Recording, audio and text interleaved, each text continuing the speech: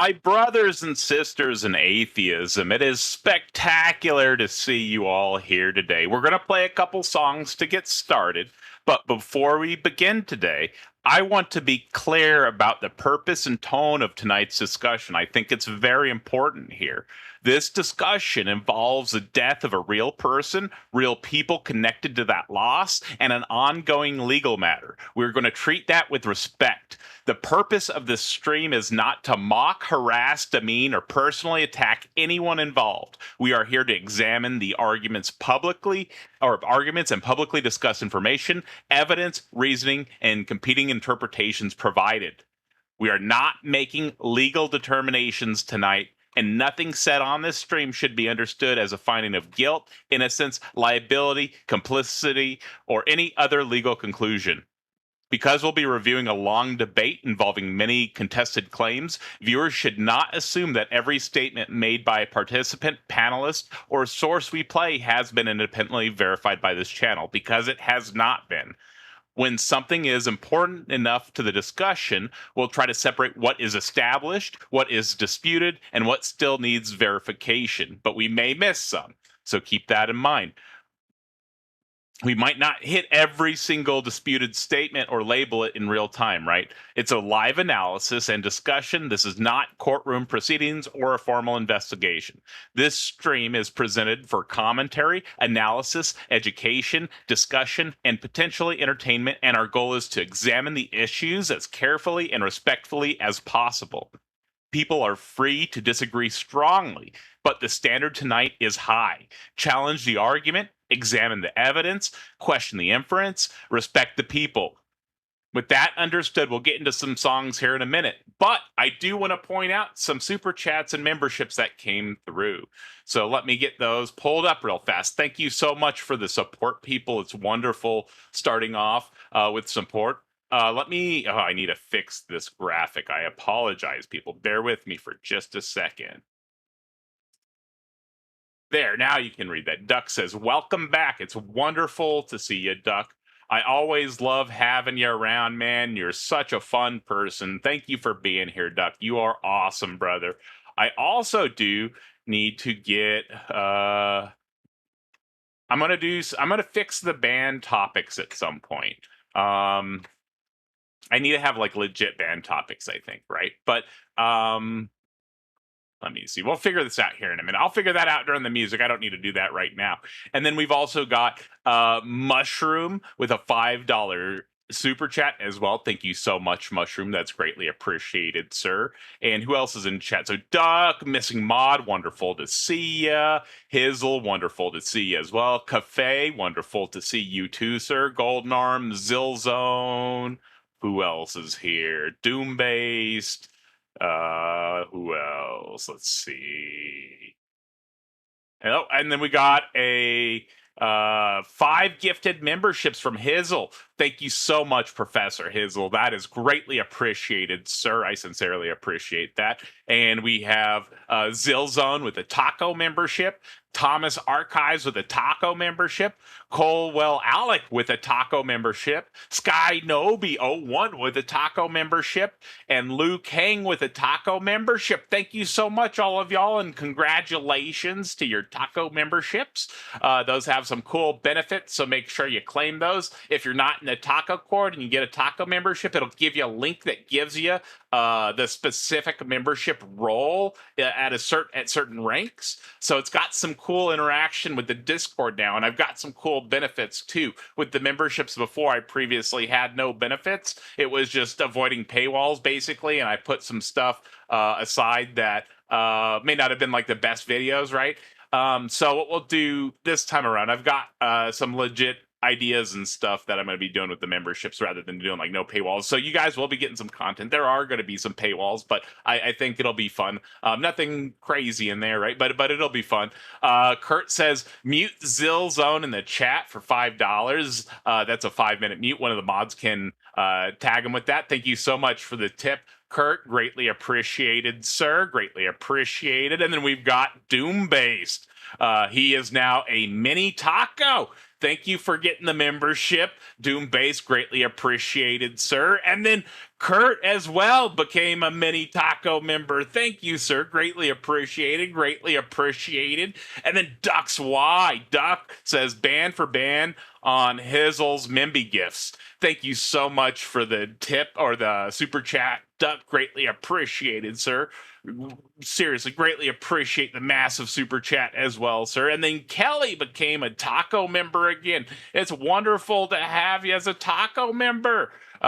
You're a mini taco now. It's good to have you. And then it says monetized again. No more Ko-Fi. I'm so happy for you, bro. I greatly appreciate the super chat, Dave Gar. And actually, Ko-Fi, PayPal, all that, I do get a pretty good percentage on those. It's actually a pretty good program. So if you do decide to support, don't be afraid to support those. Those are still linked to interact with the YouTube. So if you do support on one of those platforms, it will still show up on the YouTube, and I'll still be able to address that appropriately. Yeah, but thank you so much for the support. I can put this up, though.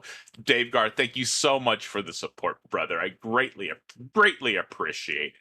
I'm not sure of the status on all the songs, but there's a bunch we can play for sure. So we're not completely out of all the songs. But I do really like these new songs. I haven't released this first one yet. I think I played it yesterday, but it's sitting there ready to be released. I think it's really good. You might not, but I'm going to do my intro. It's going to be 2 quick songs real fast. And once again, everybody who supported the channel, all the new taco members, thank you sincerely, everybody. You guys are all amazing. Thank you for the support. It's what a wonderful way to get started. I'll put the link up here shortly. But like I said, we got to keep the song intro going. I might have to do some animations and stuff, and they might not be the best animations. I'm not a great animator, but I will do my best to provide the highest quality content humanly possible for you all and address sensitive topics in a respectful manner. All right, let me see. This should be good now. I think that clarifies everything. And then we got Kurt in the back. Let me make sure that's Kurt real fast before I pull. I'm pretty sure it is. Is that Kurt? Oh, cool. If you want to be on camera, you can. Oh, no. Oh, cool. All right, what's up, Kurt? What's going on, buddy? Nothing much. I don't know anything about this debate, so you're just going to get whatever I happen to have off the top of my head. Yeah, I mean, I got a little.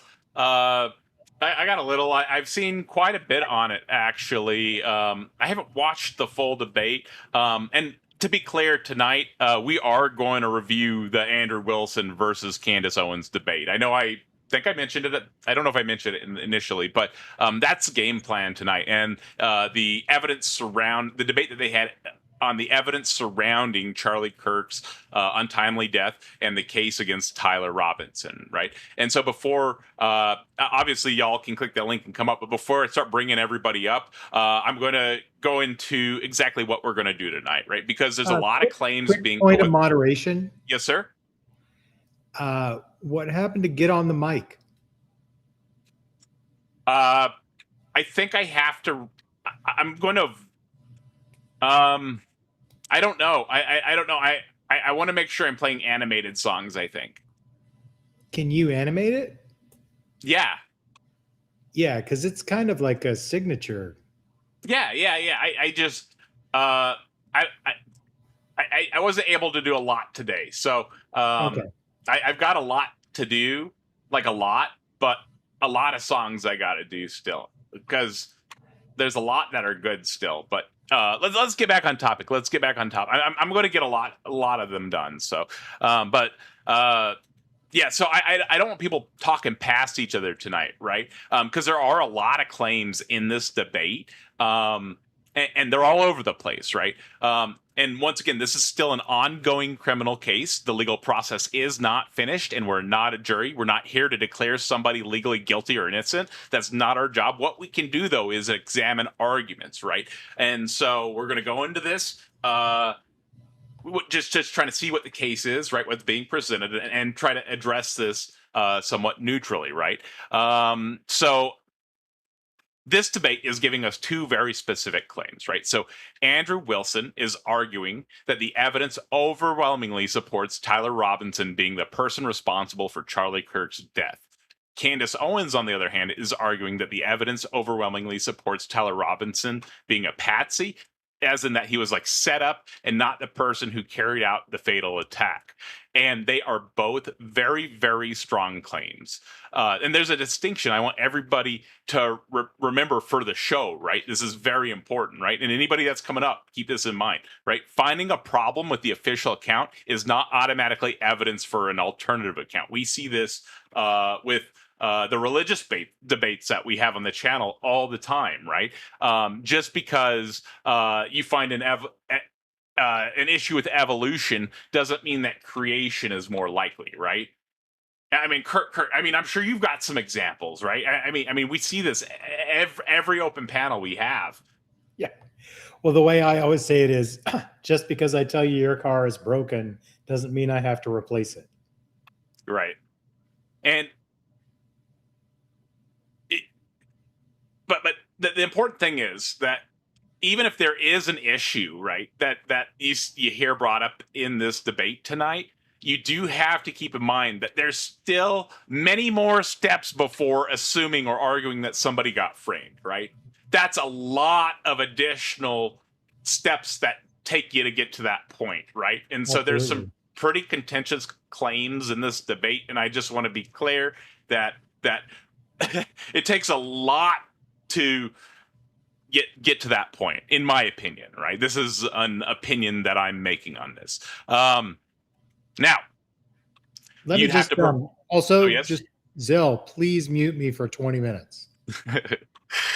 So you'd have to find and provide evidence pointing towards that, right? You don't just get to make crazy claims, right? I'm not saying that any of the claims in here were. I'm just saying that before you make a crazy claim, you have to support it, right? Or have something that supports it at least. But we're not going to do the opposite mistake either, though, and say that overwhelming evidence is the same as I think a court's going to do. Well, what is it, like a reasonable suspicion is what they're looking for, I believe, right? Well, so preponderance of evidence to get an indictment, and then beyond all reasonable doubt to get a conviction. Right. And so remember, what they're arguing is like two massive sides of the spectrum, and what the law is landing like squarely not squarely in the middle, but I'd say probably closer to like what Andrew is arguing for is probably closer to what the law is going to be looking for, in my opinion, right? And so I'm not saying that overwhelming evidence is the same thing as what the law is looking for. I'm just saying that it's going to be closer to that than the frame up idea, right? Now, finding DNA, finding a rifle, finding surveillance footage, or presenting alleged messages does not mean that we're forbidden from asking how reliable that evidence is, right? How it was authenticated, what alternative explanations exist, or how strongly it actually identifies the person responsible, right? So tonight, we're going to put everything into like 4 buckets just so that we have an idea of what we're looking at, right? So 1 is going to be like evidence pointing towards Robinson, right? 2 is going to be weaknesses or unanswered questions in the case against him. 3 is going to be actual positive evidence supporting a patsy or alternative theory. And then 4 is going to be speculation, right? Something that might be possible, but hasn't actually been demonstrated. And I do want everybody to be careful not to move evidence from one bucket into another without justification, right? Use the same thing that you would use when you're analyzing normal claims, right? In your day-to-day, right? Don't just do what we see in these debates all the time, right?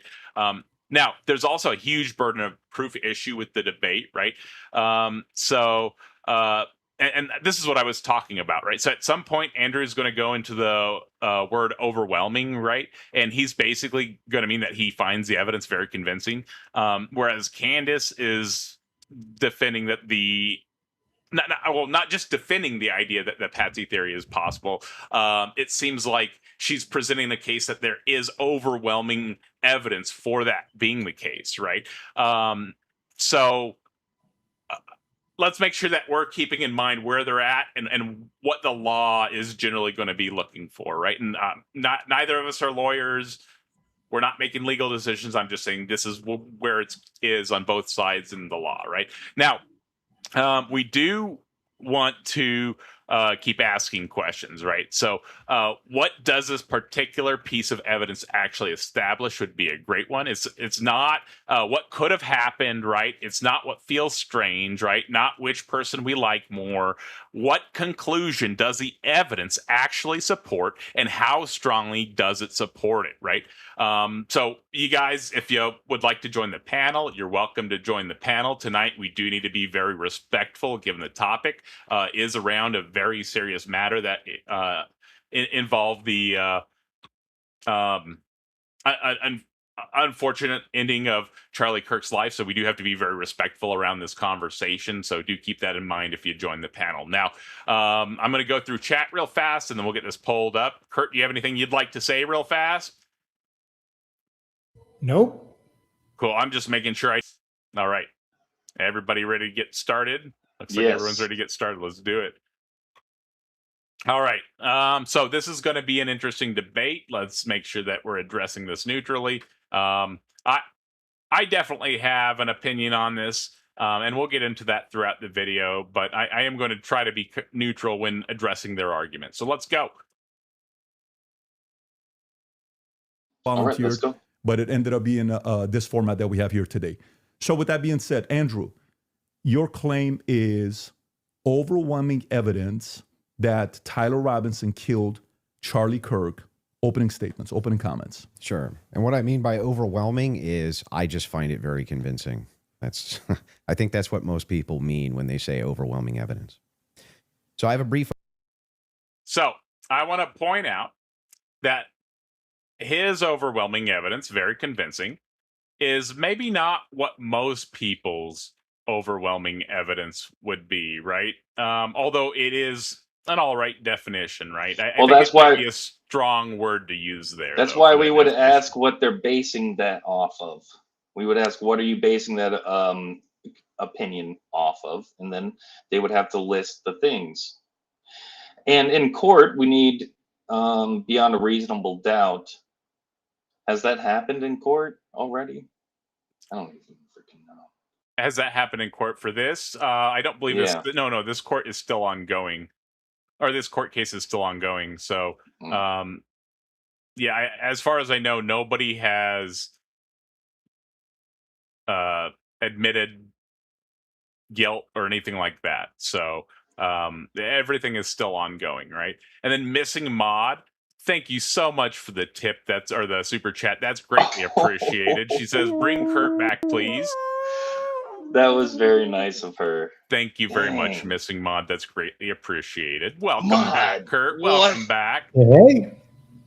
Good to My have you. goodness. Missing Mod Hello, coming out of Kurt. the left field and bringing back Kurt. Kurt, can Do you you just just- settle this? Do you exist, Kurt? In the sense that anybody would normally use when they make that phrase, yes, I would agree. But in the sense that you were talking about when we were having our argument, no. You should read Derek Parfit, and then you'd understand. We'll have, if All we right. get through the video, Okay. we'll have open panel Okay. and stuff afterward for debates. I want to try to focus on the video. Okay, I just For sure. I just wanted to get that this out of the isn't- way.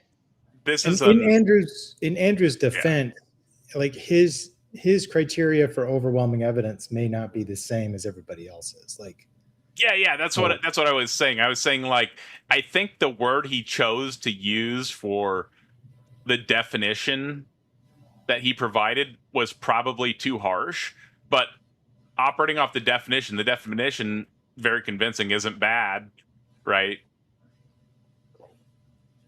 no. Now, let's get back into this. And thank you very much, Missing Mod. Greatly appreciated. Yes, thank you, Missing Mod. Opening statement. On September 10th, 2025, Charlie Kirk was murdered. Many of you already know a lot about the events which occurred after Kirk's death. You remember the ghoulish laughter, celebrations, and madness we saw from leftists all over, from TikTok invasions, debates, posts on social media, destruction of memorials, and things like this. Within weeks of Kirk's death, a cottage industry began to form, peddling various alternative theories on how he died. What special interest may have killed him, what nations were involved, and was our own government one of them? Because this was the first nationwide traumatic event in Gen Z's lifetime, the demand for answers was severe and palpable. The leading theory from the conspiracy verse. I think he makes a valid point there about people wanting answers, right? Because there's these truther movements going on, and the younger generation does seem to be falling into that somewhat, right? That like truther movement type thing. Seems like there's a lot of them. So I mean, I get wanting to know about stuff, but I think sometimes they go a little bit too far.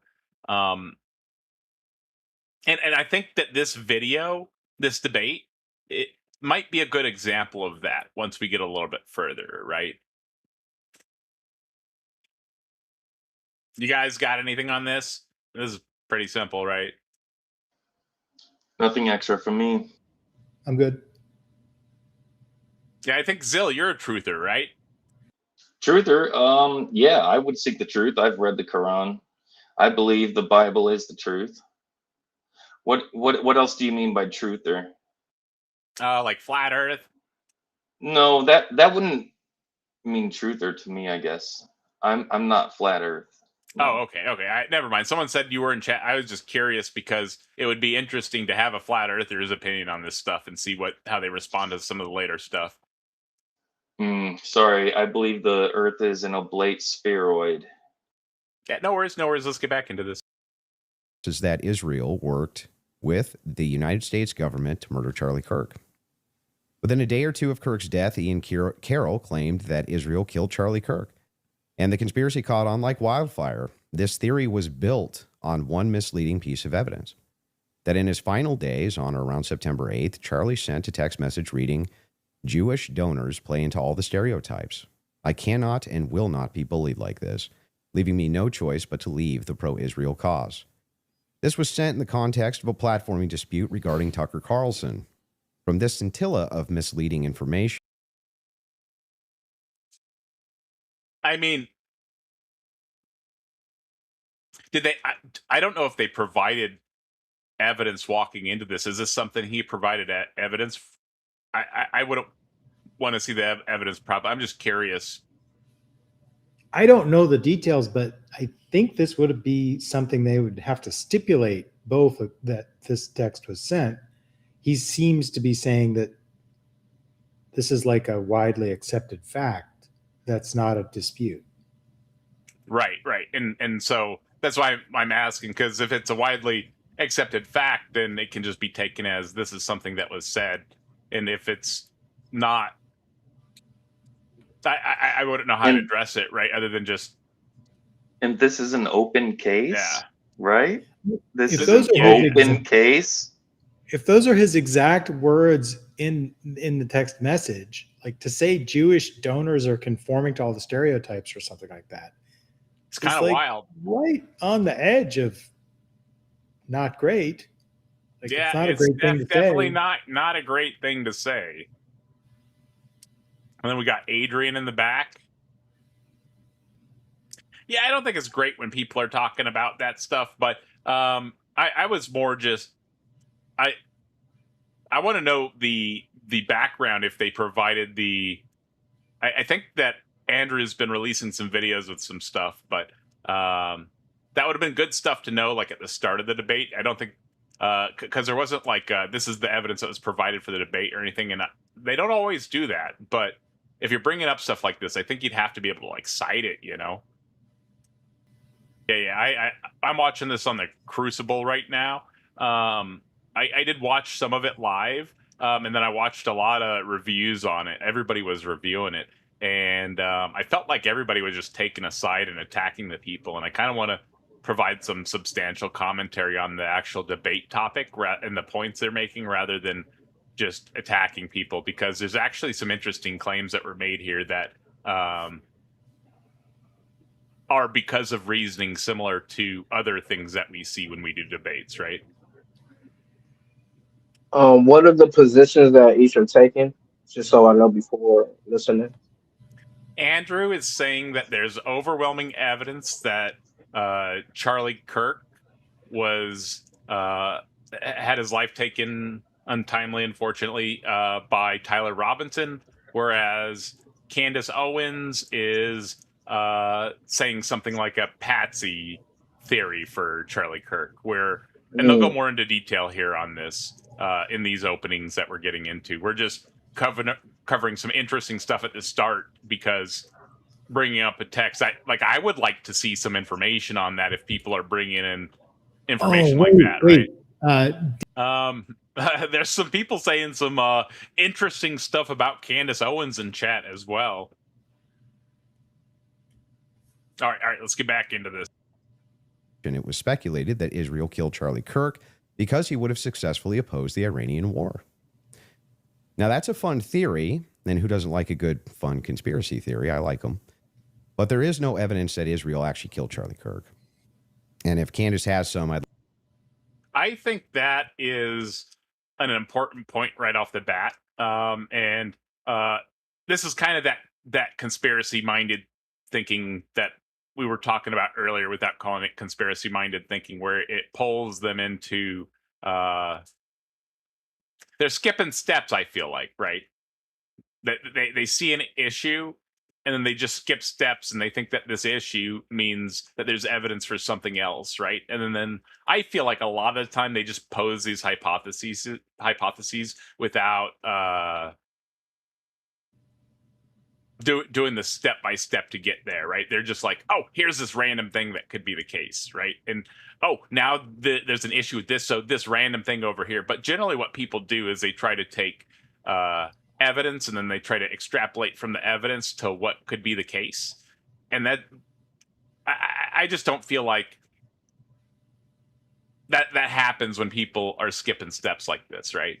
And then they get to these things where all the evidence is pointing to one thing, and then they're making this wild claim. You know, Kurt, I saw you unmute. I'm sorry I talked so long. That's all right. Anyway, interesting. Okay. like her to actually show it to me. I'm open to suggestions, but to date, there hasn't been any. There is, however, tons of evidence that a leftist killed Charlie Kirk, just as Charlie feared they would. I believe Charlie Kirk, and I have the receipts. No, I didn't have a dream where he came to me and told me that the left killed him. No, he didn't come to me a dream and say, Candace Owens betrayed him. That never happened. In fact, I don't need dreams of any kind because I hold in my possession never before seen messages from Charlie Kirk to his security team on September 9th, 2025. I'm going to share the message with you today, which is the first time this information's ever been publicly revealed. On September 9th, Charlie's security team wrote to him, yes, law enforcement has been fully supportive and agreed to a security plan and posture. Tomorrow's event will be covered by both my team and the campus PD. If additional support is required, patrol units will be available. I have 11 on site. Charlie responded with this, okay, great. Remind them that they are there for one person's security only, because I'm somewhat worried the left is trying to kill me. Okay. So that is an interesting statement to make. What are y'all's thoughts on that? And he automatically going on the political thing. Oh, blame a leftist. Like, come on, bro. Like, let's get to the real facts first. Like, why did he initially want to go and kill Charlie Kirk to begin with? Let's start with the nitty gritty on that. And don't blame leftist. I mean, of course, Andrew will go that route. That's all I got to say. I think the left is a pretty nebulous phrase, so it would need a little bit more unpacking than that. Like, is he saying Chuck Schumer is doing this, or Hakeem Jeffries, or like? I'm not sure. No, guys, all right. You're not going to like hearing this. So I think the issue really here is extremists. And Andrew did not elucidated, but he should have been talking about leftist extremists, violence, because extremists on both sides become violent. Well, let's not minimize the fact that there are also violent people who are not ideologically motivated, but just are fame chasers.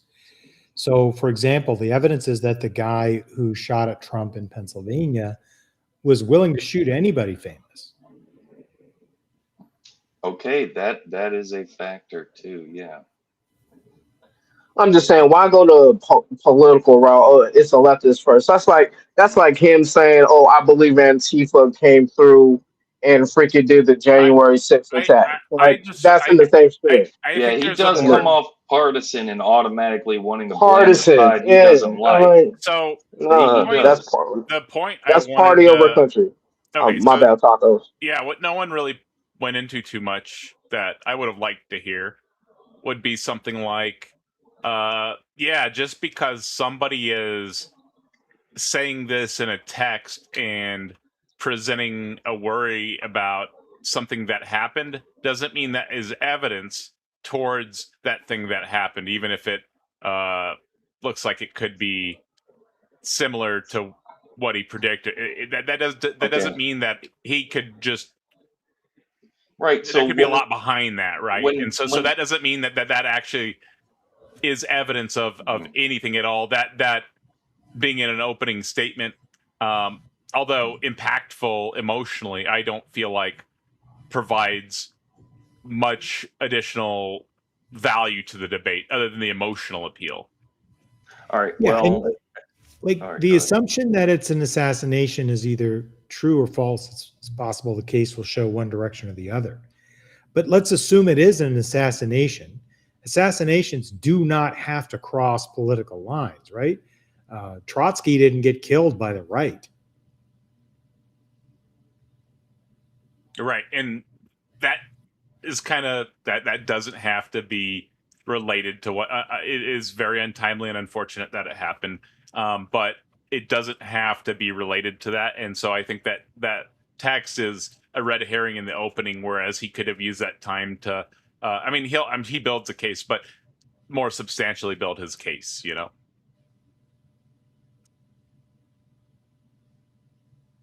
That was a message sent September 9th.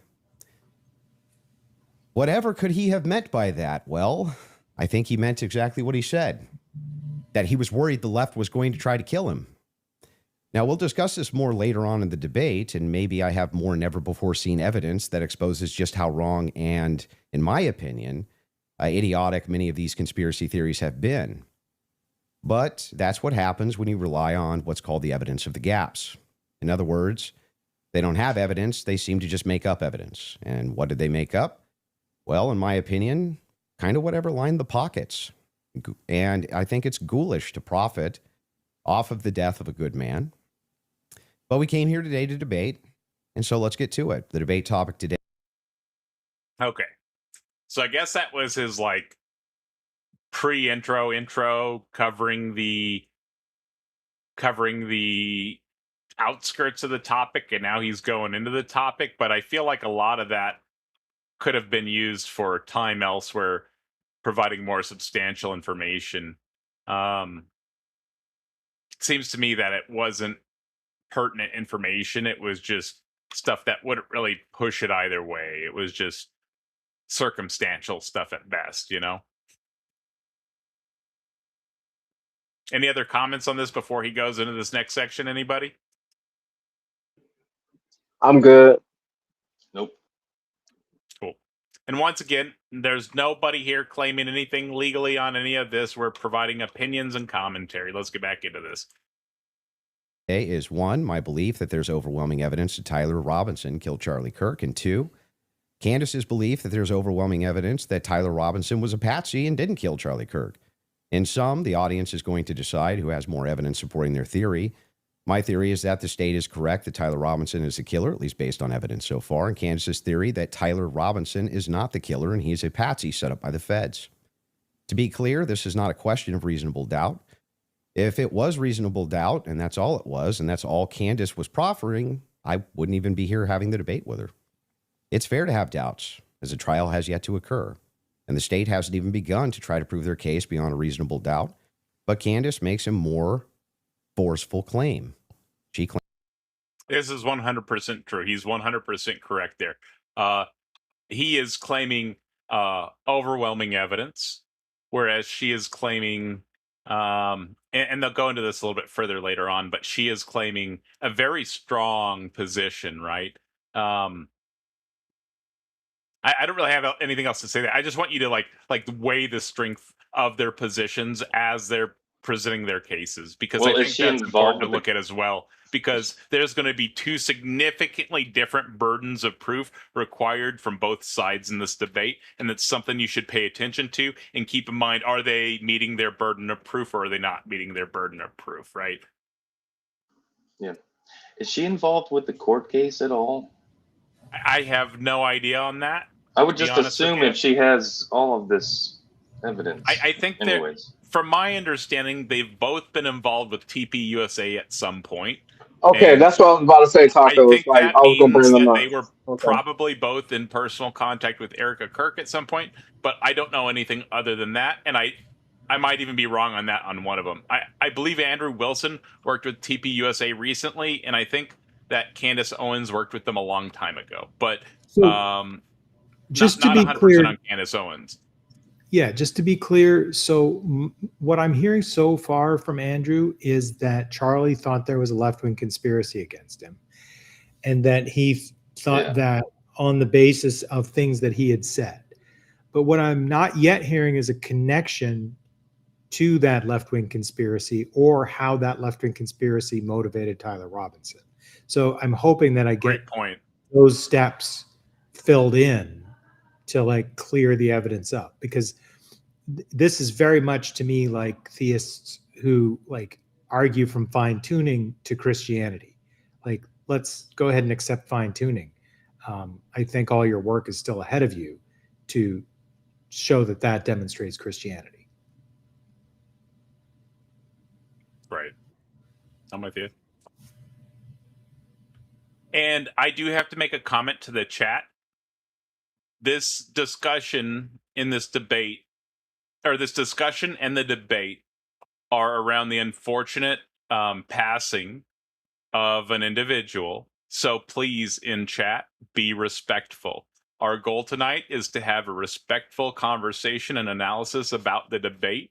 Let's please be respectful of the debaters and, well, Charlie Kirk himself. claims that there's more evidence that Tyler is not guilty of murder and was set up as a patsy than there is for the state's case. And I just think that that's absurd. And she will not be able to demonstrate that in any way. In fact, she has almost no real evidence at all of her theory, whereas my theory is supported by compelling witness testimony, physical evidence, multiple confessions, all of which are independently compelling, but which are even more convincing as each piece of evidence corroborates the others. You'll notice the term overwhelming was included in both theories. This is because Candace demanded I defend my use of that term, which I think is fair, in describing the evidence against Tyler Robinson. She, on the other hand, only wanted to defend her theory as merely viable. That is, until I showed her clips in which she said she believed the evidence of her theory, that Tyler Robinson's a patsy, was supported by overwhelming evidence. Only then did she agree to defend that position. Regardless, we're both defending the claim that there's overwhelming evidence on our side, so it's worth defining that term. When I say the evidence against Robinson's overwhelming, all I'm saying is that I mean that as of right now, I find it very convincing. I see almost no evidence. So that's a good and bad. So he's saying that to him, overwhelming evidence is something that's very convincing to him. Yeah. What do y'all think about that? I think that's relative. Again, that seems like an idiolect move, because I think overwhelming usually means that a disinterested observer would side with you like at least 12 out of 12 times on average, right? Okay, that makes sense. Yeah. I'm just looking forward to this evidence from Mr. Wilson. That's it. He's talking from the side of his neck so far. So, in my opinion, So I think that this is an important point, and so I'll just go back into this a little bit more. Kurt touched on it definitely. Overwhelming evidence, or he was very clear about it, but overwhelming evidence is generally going to be something that is going to be convincing to most people and not subject to most subjective desires. It's going to be something that in most cases most people are going to agree with. I would think would be like some type of reasonable definition of that. And I know Kurt said 12 people, but I think like in most cases most people would agree with it. Would be a reasonable overwhelming, right? That's going to get you over like 50 or 60% most of the time. I think that's generally, although I know Kurt's saying 12 out of 12, but at least, but I don't know. It's kind of hard to define without a textbook in front of me with the definition, but you guys get the idea there, right? But you need to veer away from the subjectivity, I think, on definitions that you're providing in debates, right? Because that could create issues later. And you need to go for a more objective definition. So something there you might want to pull up like definition from a dictionary or something, or legal or something like that, right? And in this case, you might go for like a legal definition, just because of the context of the debate, right? Not that he's doing anything wrong there. I just think that allows for a lot of subjectivity in what's said throughout the debate, and it veers away from a more objective standard, And just to be pedantic, because I love it, the word whelm means to get over the edge of a boat. So overwhelming is actually redundant. Evidence at all, only speculation, unverified claims, and suggestions of things that could merely be hypothetically possible. Dreams, vibes, feelings, things like this. Almost done, by the way. I have no problem defending the state's case and welcome Candace bringing up any challenges she would like. But if I'm honest, the reason I was willing to pay the $300,000 for this debate was to finally have a chance for someone to demand Candace be held accountable for the unbelievable theories and claims she's been making. Candace's investigation is indistinguishable from a leftist operation. She couldn't be doing more damage to the right if she were trying. She uses her considerable platform to relentlessly attack one of the most influential conservative outreach organizations for young people, and she's making a mockery of the online right-wing commentary class. She's harming Republicans in an election year by dividing them. She's attacking the very organization Charlie spent his life building, and she's attacking the people he loved, including his wife. And it cost me $300,000, but today I hope that she finally answers for some of that. So what are y'all's thoughts on it? 300,000. I believe this is the end of the opening. What are y'all's thoughts so far? I wouldn't, man. Look, I would not be paying no $300,000 to sit in front of no Candace Owens. I'm sorry. Hey, we can zoom this debate for 1,000. Pump all that. That's crazy. And for what I heard, like he didn't win this too. That's that's a waste of money there. That's All right. Well, as far as that, Let's look at the substance, though. Let's look at the substance, right? I believe this is a publicity stunt as well by him, and he's going to be grifting off this for I don't know how long. Hey, let's not accuse people of stuff like that. Come on, you have no idea what's going on. I can't say that. Yeah, let's not accuse people of that. Let's be respectful of the debaters. Come on. Okay. He will be reviewing this and receiving super chats from his audience for some time after this. So I'm sure he will recoup some of the expenditure here. Is that okay? I guess, but let's focus more on the substance, right? well on the substance. Real quick. I think for him to try to make the argument that Candace Owens is anti-right wing, based on trying to say she's dividing within our party and stuff like that. I think he's trying to vilify her at from jump, saying, "Oh, don't follow her, right wingers. I'm the representative of the right wing ideology type mess." So that's what I'm getting from that. Can I just make the point that if he's following standard speech tactics where you tell people what you're going to tell them, then you tell them what you told them, if that opening is what he's going to tell us, I did not hear the connection that I wanted. Yeah, and Good point. I think this is the end of the. We'll keep playing it here, but if it's not the end of the open, maybe we'll hear. But honestly, I didn't hear an argument from him on his side. I heard basically personal texts and commentary from individuals that I wouldn't be able to confirm even if I tried. It would be Nobody. I interesting don't think. to I don't think know. anybody could confirm if they tried. But you could probably do it if you got deep enough, right? But to me, that's not even even if it's all true, there's still no argument there, right? He's supposed to be arguing that there's overwhelming evidence that this horrible thing happened, right? And I just didn't hear a case for it there. Although he did make a good point there in this as well, in that he said that Candace Owens is basically making kind of a out there claim, right? Like she's missing steps to get to where she's going, and then she's up, and then he went into that was a good point, and then he went into the political portion of it, which I felt was like going back into an emotional appeal. I'm just not a fan of emotional appeals. I think that being able to present a solid case, if you present a good enough case, it will elicit emotions.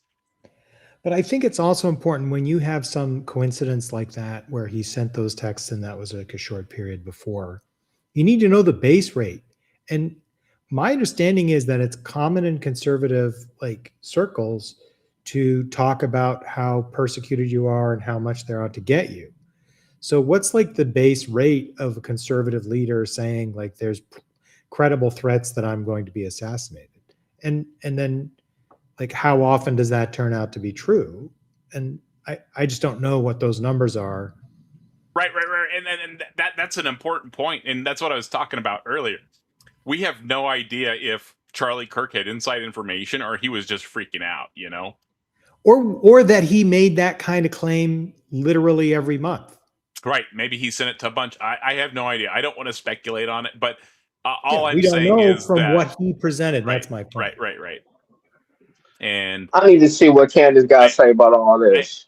I think that is really, really, really weak evidence. It is evidence, right? But it is really, really weak evidence for the case that he's building. Yeah, we're gonna need to see more about that, and I got to see you guys later. You have a great night. Have a good one, Zill.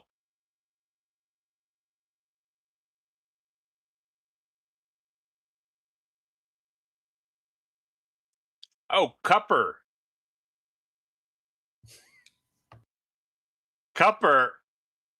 Yay. What's up, Cupper? Hey, Cupper. Let me get you pulled up real fast. I saw your DM. So. Cool. Is this Cupper? Yeah. Cool. All right. Just checking. Yeah, I saw your DM. Remember, Cupper. Tonight we are being respectful of the debate. That this is a very serious topic that they're debating, and it does involve a horrible tragedy. So let's be very respectful of both the debaters and Mr. Kirk himself during this discussion, and focus on providing an analysis and commentary on the debate rather than personally attacking people. Okay. Yeah, and just one final thing would be, we would need to know if any of those threats were traceable back to Tyler Robinson. Because if they're not, then right, it's missing a lot of steps. That's what we were saying earlier. It's missing a lot of steps, man. This is the same type of reasoning that I believe we'll see later in this video.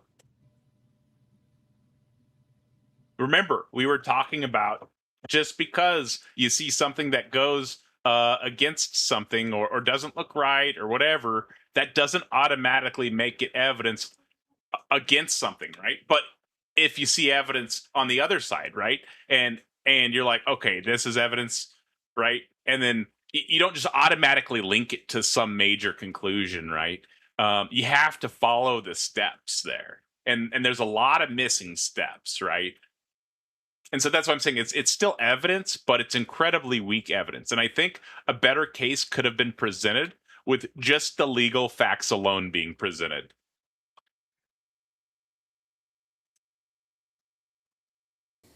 Thank you, Andrew. Candace? Did you get it out of your system? I did. Okay, great. Well, I'm not going to waste time. All right. And now we're getting into Candace Owens' opening here. And so we're going to do the same thing. So I'm going to keep stopping it every here and there after she finishes her points, and let's just keep addressing them as they come up. Let's get into this. With the preamble, because I think I just want to get to the substance of the debate, and we'll just speak to the audience. I've obviously had an audience since we've been covering this case. People know that there was a personal friendship between me and Charlie, and diminishing the pursuit of something that makes sense regarding what happened on September 10th by throwing it to, this is just people who are conspiracy theorists. These are people who are just trying to generate clicks. I don't think that people should be satisfied by that. I want people to remember that it's important to think. We've been lied to by the government 1 second. a great many times over, just the last couple of years. If you just Sorry for the slow one there. I have a lot of windows open. That took me a second to find the right window. Just to be clear, they are both positing a conspiracy. No, not necessarily. So Andrew specifically said that the left is out to get him. That's So- a conspiracy. So Andrew's I would so for agree. clarification, That I would Andrew's agree. actual position in the debate is something like there is I agree, overwhelming Kurt. evidence that this horrible thing happened to Charlie Kirk from Tyler Robinson, right? And So he That believes wasn't in his the state opening. position. His He believes opening in was the there's a state. conspiracy from the left. Well, No. he was saying that's that not- this no. is evidence of that, and so I'm with you. There's stuff being posed on both sides, but the ultimate thing is overwhelming evidence, and so he's skipping steps to get to his conclusion.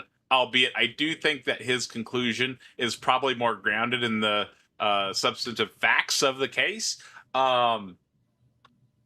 Sure. But- sure. but- No, wait, He's still, you're not so wrong he- in no, saying no, that he's still he's not taking leaps necess- to get to his conclusion in the Yeah. with what he provided in the opening, right, Yeah, Kurt? But That's his, what you're saying. opening- his also his point claim. is grounded in that Candace provided no evidence for the claims she's making.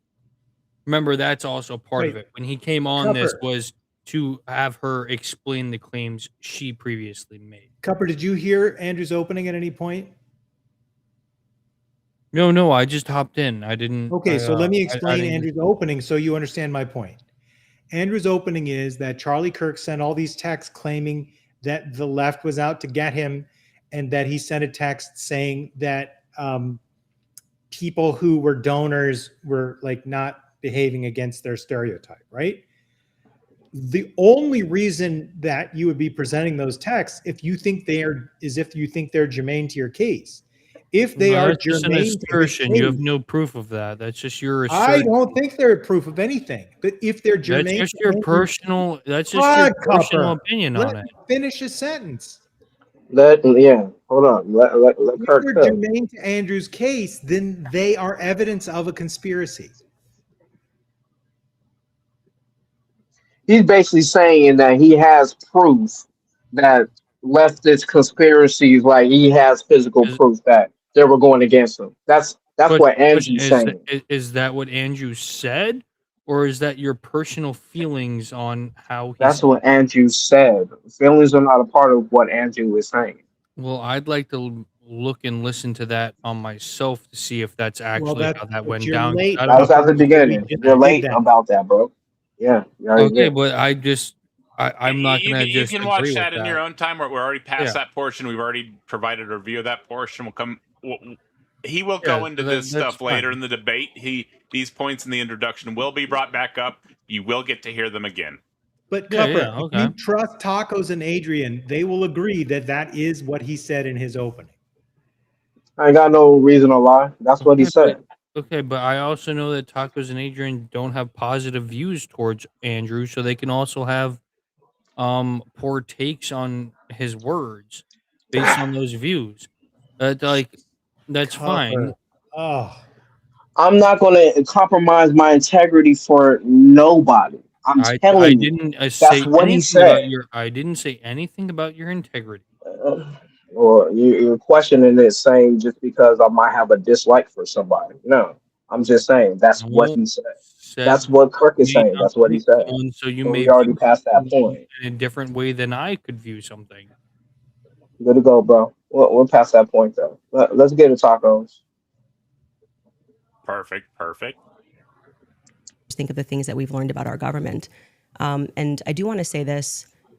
What's been the most disturbing element, I think, for everyone is that not only does the narrative not make any sense, which I'm going to demonstrate, I don't need to waste time with the preamble going through the points or trying to insult you or pretending that I've been running a podcast saying it's just dreams and vibes like I'm Miss Cleo. And that's the reason why it's taking so many influencers. It looks like $1 billion industry of influencers to dispute everything Candace says. It's not because I'm on my platform saying I had a dream last night. I don't think that I think that diminishes you as an argument. Obviously, we have presented a lot of evidence. You just presented a text message and said this is evidence. Well, that's how this entire thing began.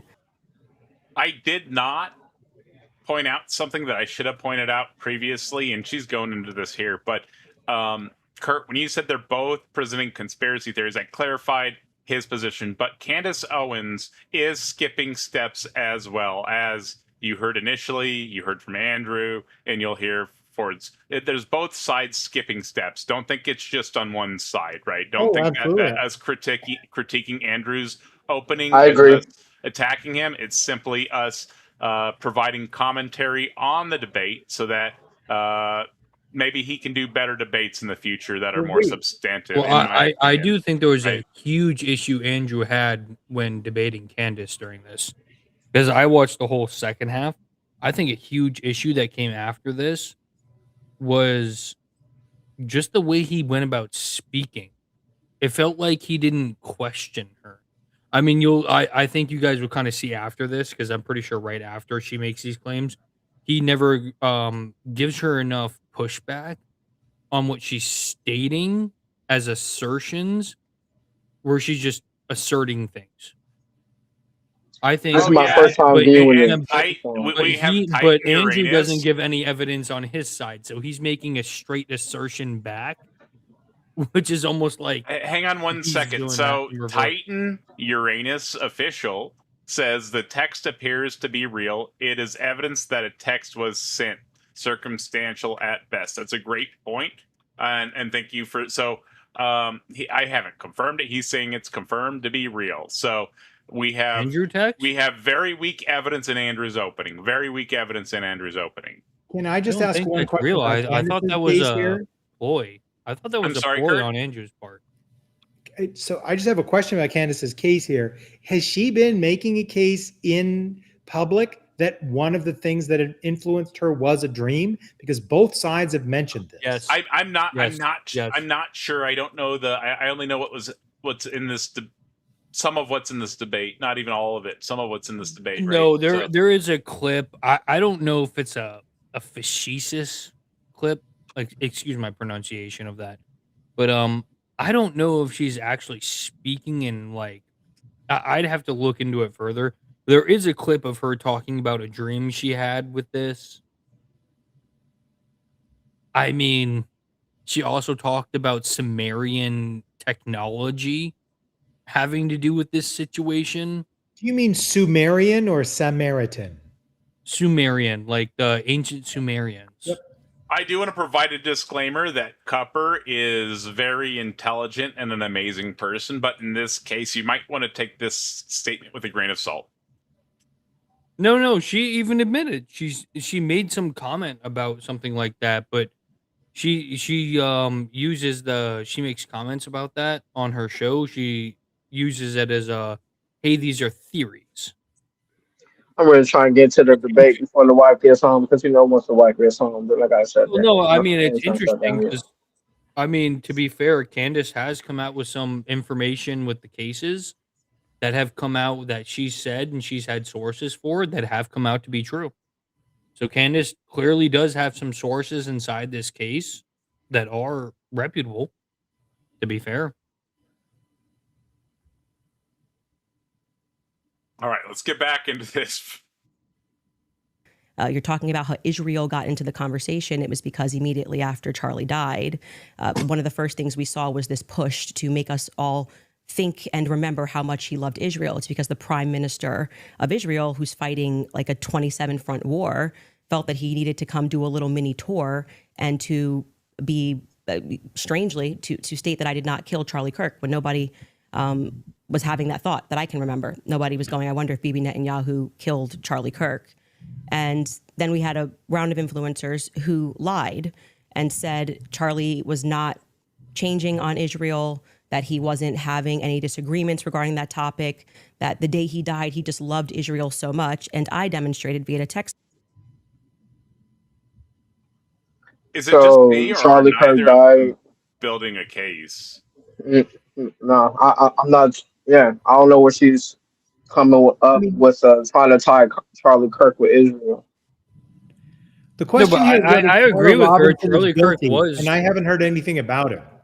but Charlie Kirk was he was known to, for what we've heard from other people around him, it is true that he was leaning further and further away from the Israel cause. But It does question seem is- like that was the case. the question isn't what Benjamin Netanyahu did. No one is arguing Benjamin Netanyahu pulled the trigger. So No, I what think did that's Tyler ridiculous. I Robinson think do? that's I agree that's ridiculous on her claims. But I'm just saying I agree with her that it was. I mean, I think you guys would agree with me if you saw the last like couple of times Charlie Kirk, he was tending to say a lot less about Israel. At least I'm I trying to see. I'm trying to see who she is saying is the one that to Charlie Kirk's life. Like, is it? Does it have ties with well, actually Israel, says it. Hang or on, guys. Hang on, I'm guys. trying to get to So that. Adrian, we will get there, right? Yeah, The she video actually does says get it. there, but right now we're Yeah. looking at the reasoning that's leading up to this, and to me, there doesn't seem to be a case on either side for I agree, tacos. maybe a little bit, not much of a case on either side, right? Right. I want to hear No, I would Tyler agree. Robinson's timeline, who he talked to, where he got the weapon, where he got the ammunition, how he got to the spot that he made the shot, and how the Yeah, shot. let's get to the facts. Right. Why are they not presenting the legal facts on both sides of their case? Right. Let's get to that. And then if she has an alibi witness, or if she has like evidence that he physically couldn't have been there, or Oh yeah, the her different receipt, gun or the her Texas ballistics or things Roadhouse like that. receipt. Those are the things I would want to know. Nothing that's been said on either side so far has budged me 1 inch. No, me either. This was a terrible. I agree. I mean, so far no good for either side. Kurt, I had a huge issue with this debate. So I agree with you. Yeah. I might have to redo some of the songs.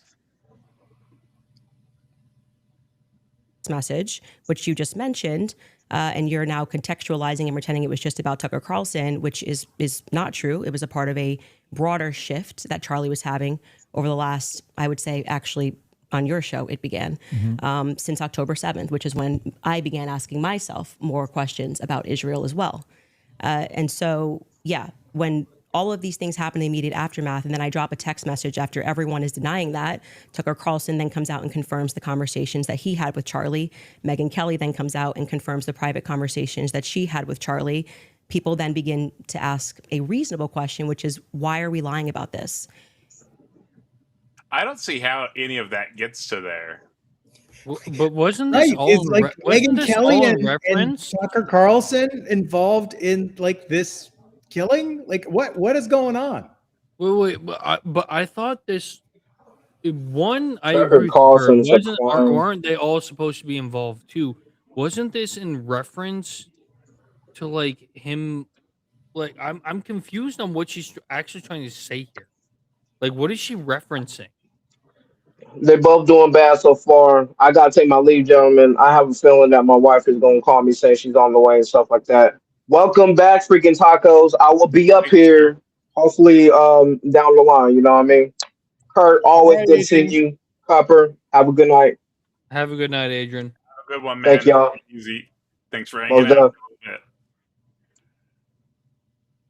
I mean, Kurt, I'm trying to figure. What do you like? I'm trying to figure out what she's referencing, because there could be several things she's attempting to reference here. Neither opening so far has touched anything about Tyler Robinson's actions, movements, or communications. I agree. All That's been about why it's Charlie just Kirk. annoying. So either it's all about evidence that's like on the fringe set, right? Right, but That's either what- that keeps conspiracy coming that's up. being described hasn't been brought back to Tyler Robinson, right? Yeah, nothing, because it's all fringe set evidence. You would agree with me on that, right? It's all fringe Yeah, set I haven't heard evidence. anybody make a case that Tyler Robinson is either innocent or guilty. Yeah, the only case that we have on the table that Tyler Robinson is guilty is Andrew Wilson in his opening stating he's just believing the state's recommendation, essentially, correct? Right, but that's like the That bare minimum assertion.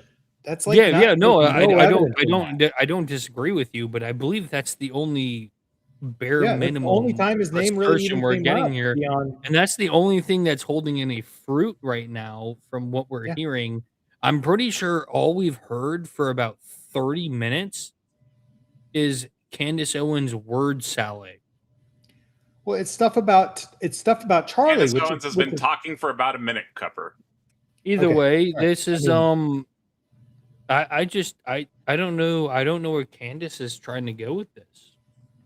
Anyway, okay, let's hear the rest of her case. If they were forthcoming with that and they had said, hey, yeah, Charlie was starting to ask questions. I think after October 7th, it's reasonable that people are starting to re-examine our relationship with Israel. We wouldn't be here today. But it has been lie after lie after lie, debunk after debunk after debunk. Yes, I did share that I had a dream that Charlie was betrayed. It's not a dream anymore. It's a reality. I look at what the organization has become, the people that they are partnering with, the lie. Okay, so she said she had a dream there. So the dream is confirmed. Yeah, see? Oh my God. Yeah. Wait, The oh, dream no, is don't worry. confirmed. She had a dream, and then people were Oh. coupling with partners. Wait, No evidence in on this any partners dream- coupling or anything. She's was like, this like people, some sort of partners, theophonic coupling dream where she saw dreams. God and he told her the truth or something? This is just so bad. This is so bad for Candace.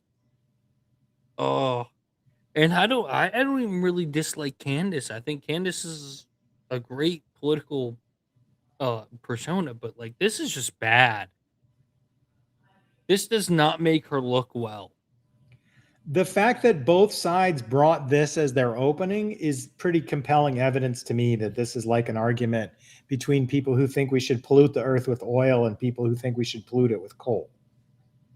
Yeah, I don't think either came with a strong point. Although I will say I think Andrew was on a disadvantage when he came here, when you see later in the debate. I think there were some key things, but It's my first time this to through, me, so I don't know. this point to me is just like a weird thing for Candace to say. Like, one, the dream thing. What? Yeah, it's kind of a weird thing to go and do that. That's definitely true. And Bringing up the fact that you had a dream twice in your opener is pretty weird. It's really weird. I just don't think that. I mean, we're gonna go back. Let's see where this goes. She's But dreaming about I don't think there's going to be a link. It's just nobody's linking anything. They're just missing these logical links. They're taking these leaps of logic. It doesn't make sense. I hate to agree with Cupper, but I'm going to agree with him.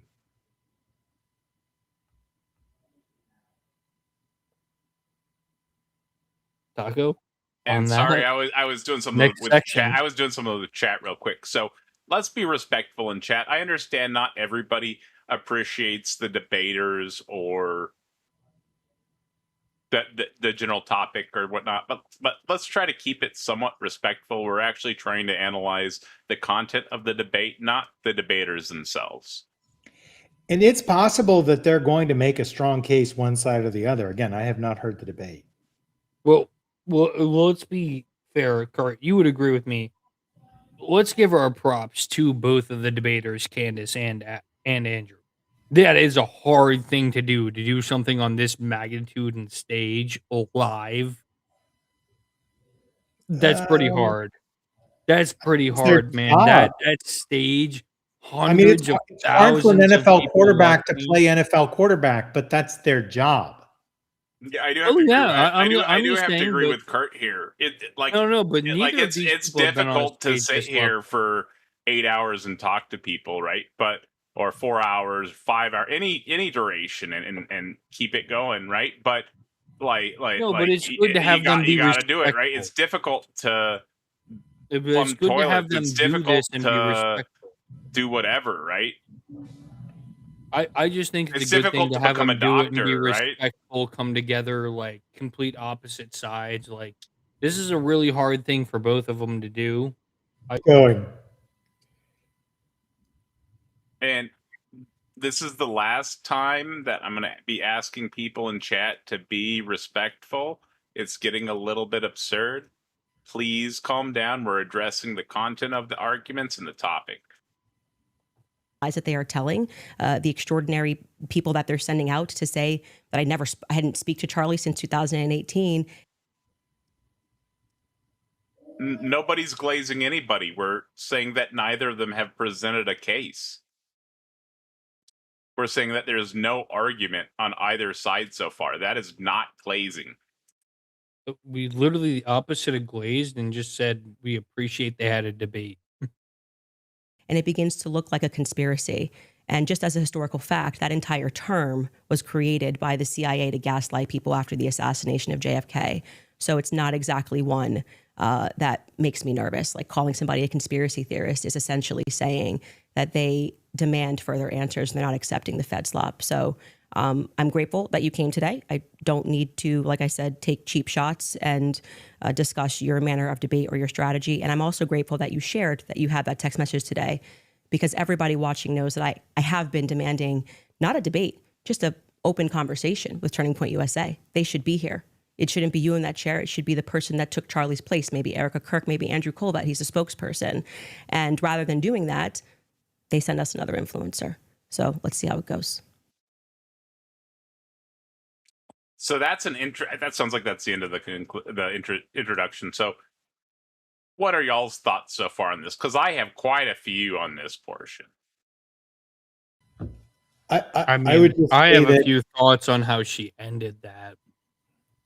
yeah, I would just say that this just reminds me of much of like debate. It's meta, and there's very little. I just don't think either of them made any substantive case for their position that has to do with the actual crime or even discuss the scene of the crime.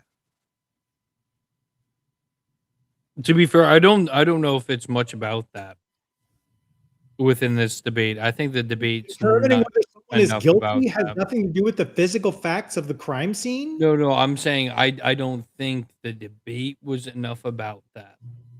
Yeah, I completely Which I agree. agree So it far, I've should got have nothing. been, but I don't think the debate was. I think it was more of a personal thing.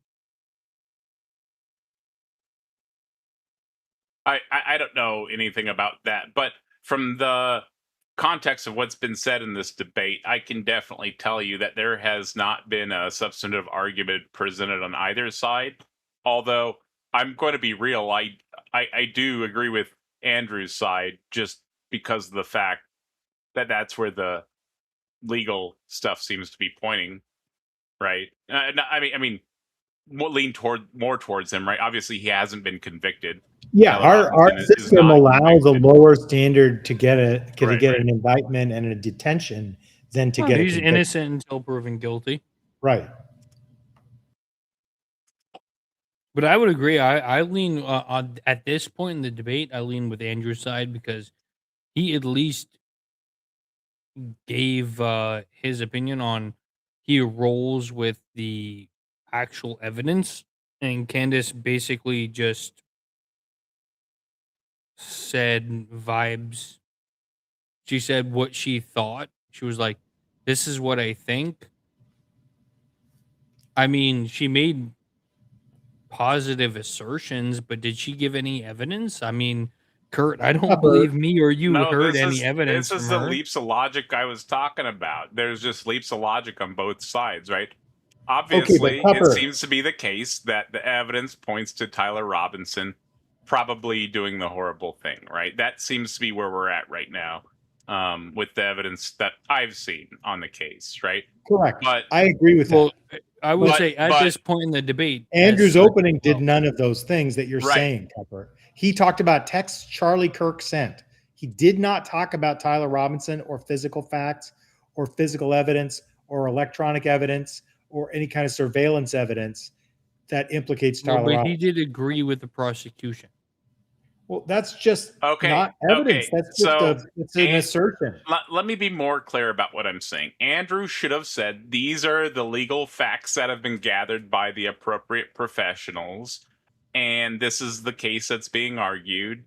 This is where it's at in court, and this is what my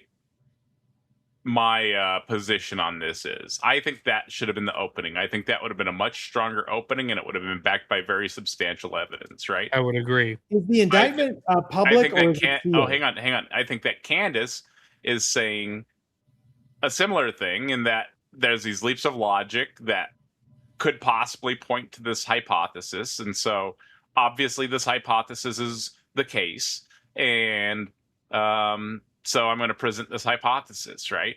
And I'm going to mold evidence around it, right? And so that's what I think is happening on both sides, right? And I guess, and then they're doing emotional. I saw some emotional appeals on both sides, right? And hopefully there's some more substance in the debate, but I would not, obviously I've stated my position on the topic, but I would not be convinced on either opening, at least. Just to be clear, in Utah, is the indictment sealed or is it open? It's open. I can find out real fast. Okay, so like if the As far as indictment I is knew, it was and the open. state has presented their preliminary case, it's just weird that neither side interacted with that. As far as I know, it's open. I don't believe they sealed it before trial. Yeah, so if it's an open indictment, both had It the says ability the to, like, charging document itself is public open. This is from Okay. ChatGPT. This could be wrong. Utah County publicly posed the criminal information filed against Tyler Robinson on September 16th, 2025. So the formal charges are not under seal. What has been sealed or restricted at various points are specific findings, exhibits, transcripts, and portions of evidence or hearings. Okay, so we don't have Yeah, all so the that's- state's case, but we have the outlines of the state's case. So what you would Well, like to hear Yeah, then most is of what that is came that in the case? preliminary. Most of that came in the preliminary. The reason being that obviously the defense doesn't want to give up huge cards they have, and same with the attacking. They don't want to give up their huge cards. No, and I totally get, like, for legal purposes or whatever, but we have the broad outlines of the state's case and the charges and like the claims they're making. So that should have been discussed. Oh, I agree with you 100%. I don't think And either. Both sides But to ignored be it. fair, Both Kurt, sides didn't even further- discuss it. Kurt, to be fair, I don't think either of them actually know that deeply within it. I think it's more. I think this is more of where they're coming from, a political area, than an actual knowledge base of the trial itself. I think you'd have to get more with a lawyer type on that. Because there's a lot Right. of Well, see, that's there's why a we have lot a of whole- intricate details that can be affected by this, especially with it being so public. That's why we have a whole mechanism in America to determine whether someone is guilty of a crime. And it usually involves like knowing the facts. It's just so weird that these two people are having a debate about the facts of the case and they don't bring up the defendant. Well, that's why I said before, I don't know. That's why I said before, I don't believe they're having a debate about the actual, like, I don't think they're arguing. No, about they are. he's The guilty. debate is that there's overwhelming evidence that Tyler Robinson is guilty. Yeah, but Or there's don't, overwhelming I don't evidence that believe he's it. Patsy. I don't believe that. I understand that's what But the that's the debate topic. was about. No, I know that, but I don't believe that's what this debate actually ended up being. I don't think the purpose of this debate was for, like, Andrew Wilson. I don't think that's how he cared for this debate to go. I'm not I don't know enough about Candace to understand her side. I do watch Andrew Wilson a lot, so I kind of know where he was coming from his side.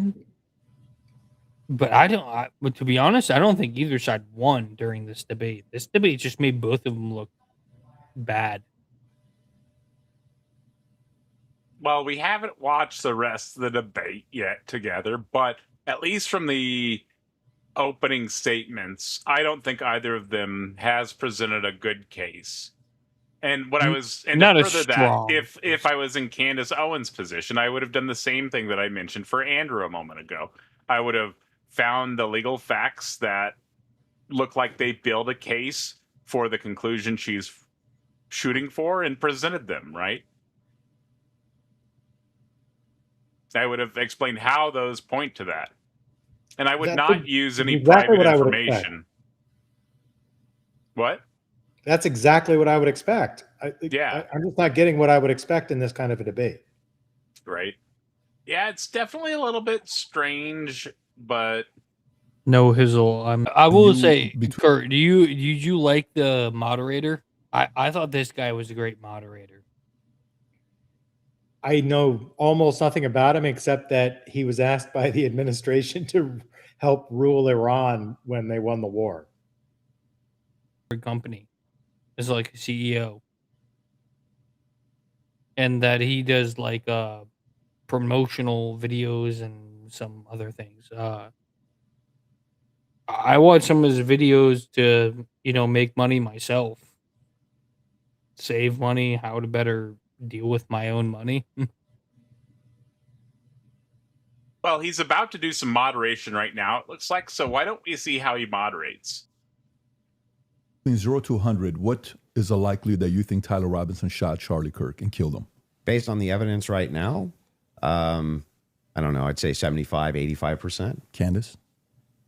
0%. 0%. Okay.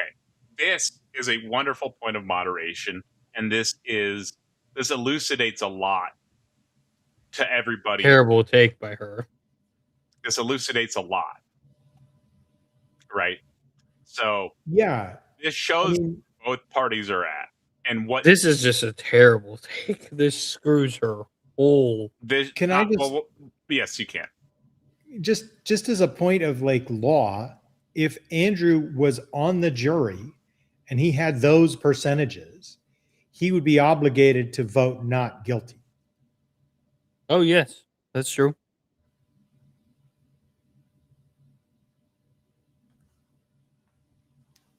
But this isn't trial. Because 15% is a very reasonable doubt. But this 30% isn't a is a trial. hugely Wait. reasonable doubt. But this isn't a trial. This is just a debate. Right. I get that. But what I'm saying is he said overwhelming, and then he gave numbers that were like 75 That to is 80. overwhelming. 80% is overwhelming. no, it's again. That's overwhelming. If you It's were told you were not. going, Okay, if guys, you guys, told guys. you were Let's. I gonna- need to yeah, clarify that's something. So overwhelming. it sounds like what Kurt is saying, that the terminology used by Andrew Wilson in different points, in conjunction with the percentage he provided, seem not to align perfectly. Is that what you're trying to say, Kurt? Yes, Cupper, let me explain why it's not overwhelming. If you Okay. were going to drive your car to the store and there was an 80% chance you would make it, would you consider that overwhelming, or would you not drive that car? I would consider it overwhelming. Really? There's a If 20% I was an chance 80% chance I that your can get car there. won't get you to the store and you'll crash it. Oh, won't. Yeah.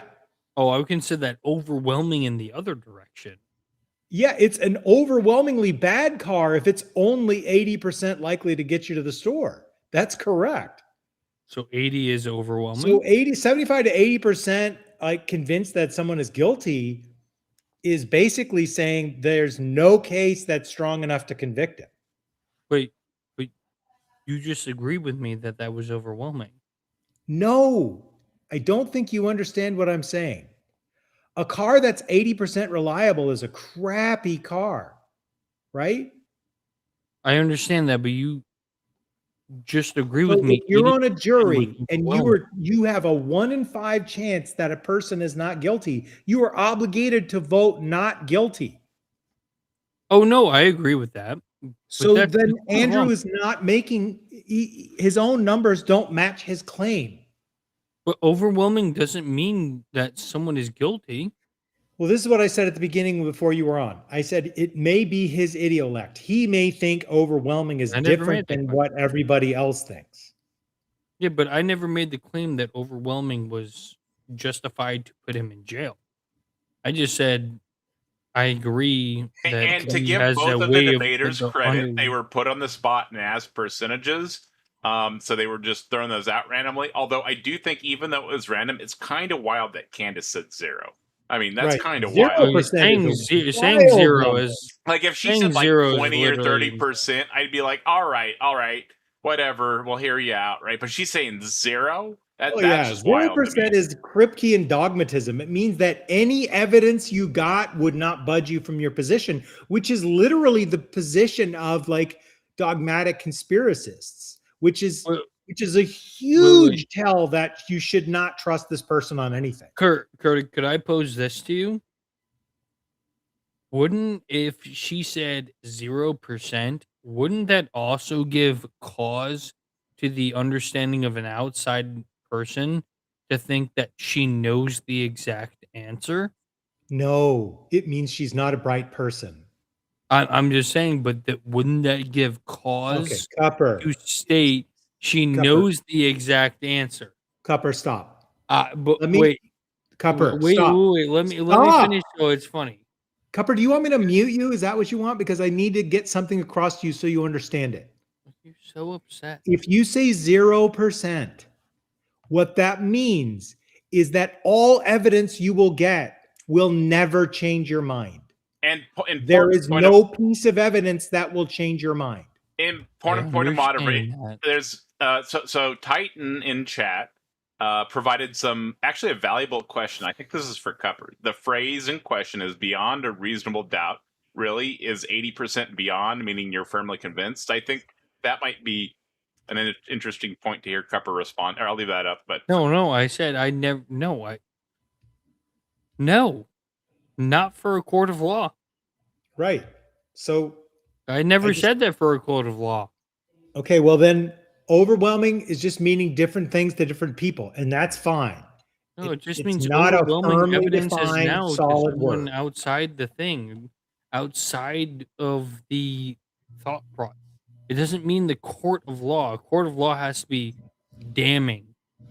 Right. So, but in law, I would say that if you're an attorney or you're working with an attorney and you say overwhelming evidence, you are meaning you can convict on this evidence. No. If you have overwhelming evidence, then I have a different thought on overwhelming evidence because that's not how I think of it. Okay. Well, I think overwhelming evidence is just like if I was going in a higher percentage, like more than 51%. If I was going in as a defendant and my attorney told me that we have an overwhelming chance of winning this case, if we lost that case because there was a 20% chance we would lose, I would probably sue him for malpractice. Then I understand what you're saying. You had a different understanding of overwhelming evidence than I did. Like me personally, I just think overwhelming would be like more than 51%. That was just my personal opinion on it. I'm not saying your personal opinion on it's wrong. I understand that. I get what you're saying.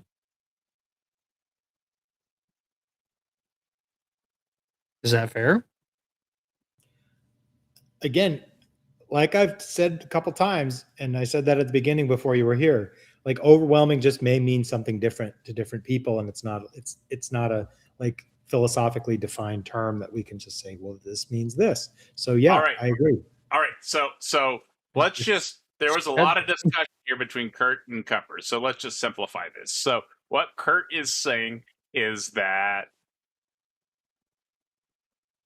the word that he's using may not be representative to most people of 85, or the phrase he's using may not be representative of 75 to 85% or whatever number he said there. So that's the context of what Kurt's saying. Cupper, on the other hand, I don't really know what he's arguing for normally, and this is one of those times. Well, But we was do love you, obviously Cooper. We do argument. love I you, just Cooper. said I think that overwhelming just has to be over 51%. It's an overwhelming thing. So it crosses the 50% mark. Okay. So there, we've got a quick summary. All right, let's get back into this. Did you want to say something, Kurt? I saw you unmute. Yeah, Cupper, that in law is called the preponderance of the evidence. But I'm not saying his evidence is correct or wrong. I'm just stating Do I you understand hear what I say? Because I him. don't think you do. In law, there's a specific name for 51%, and it's the preponderance of the evidence. Okay.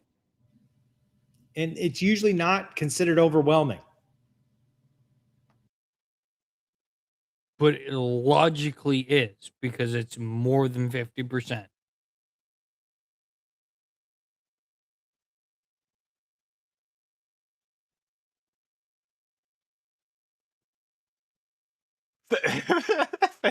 Thank you, Cupper. Let's get back into this.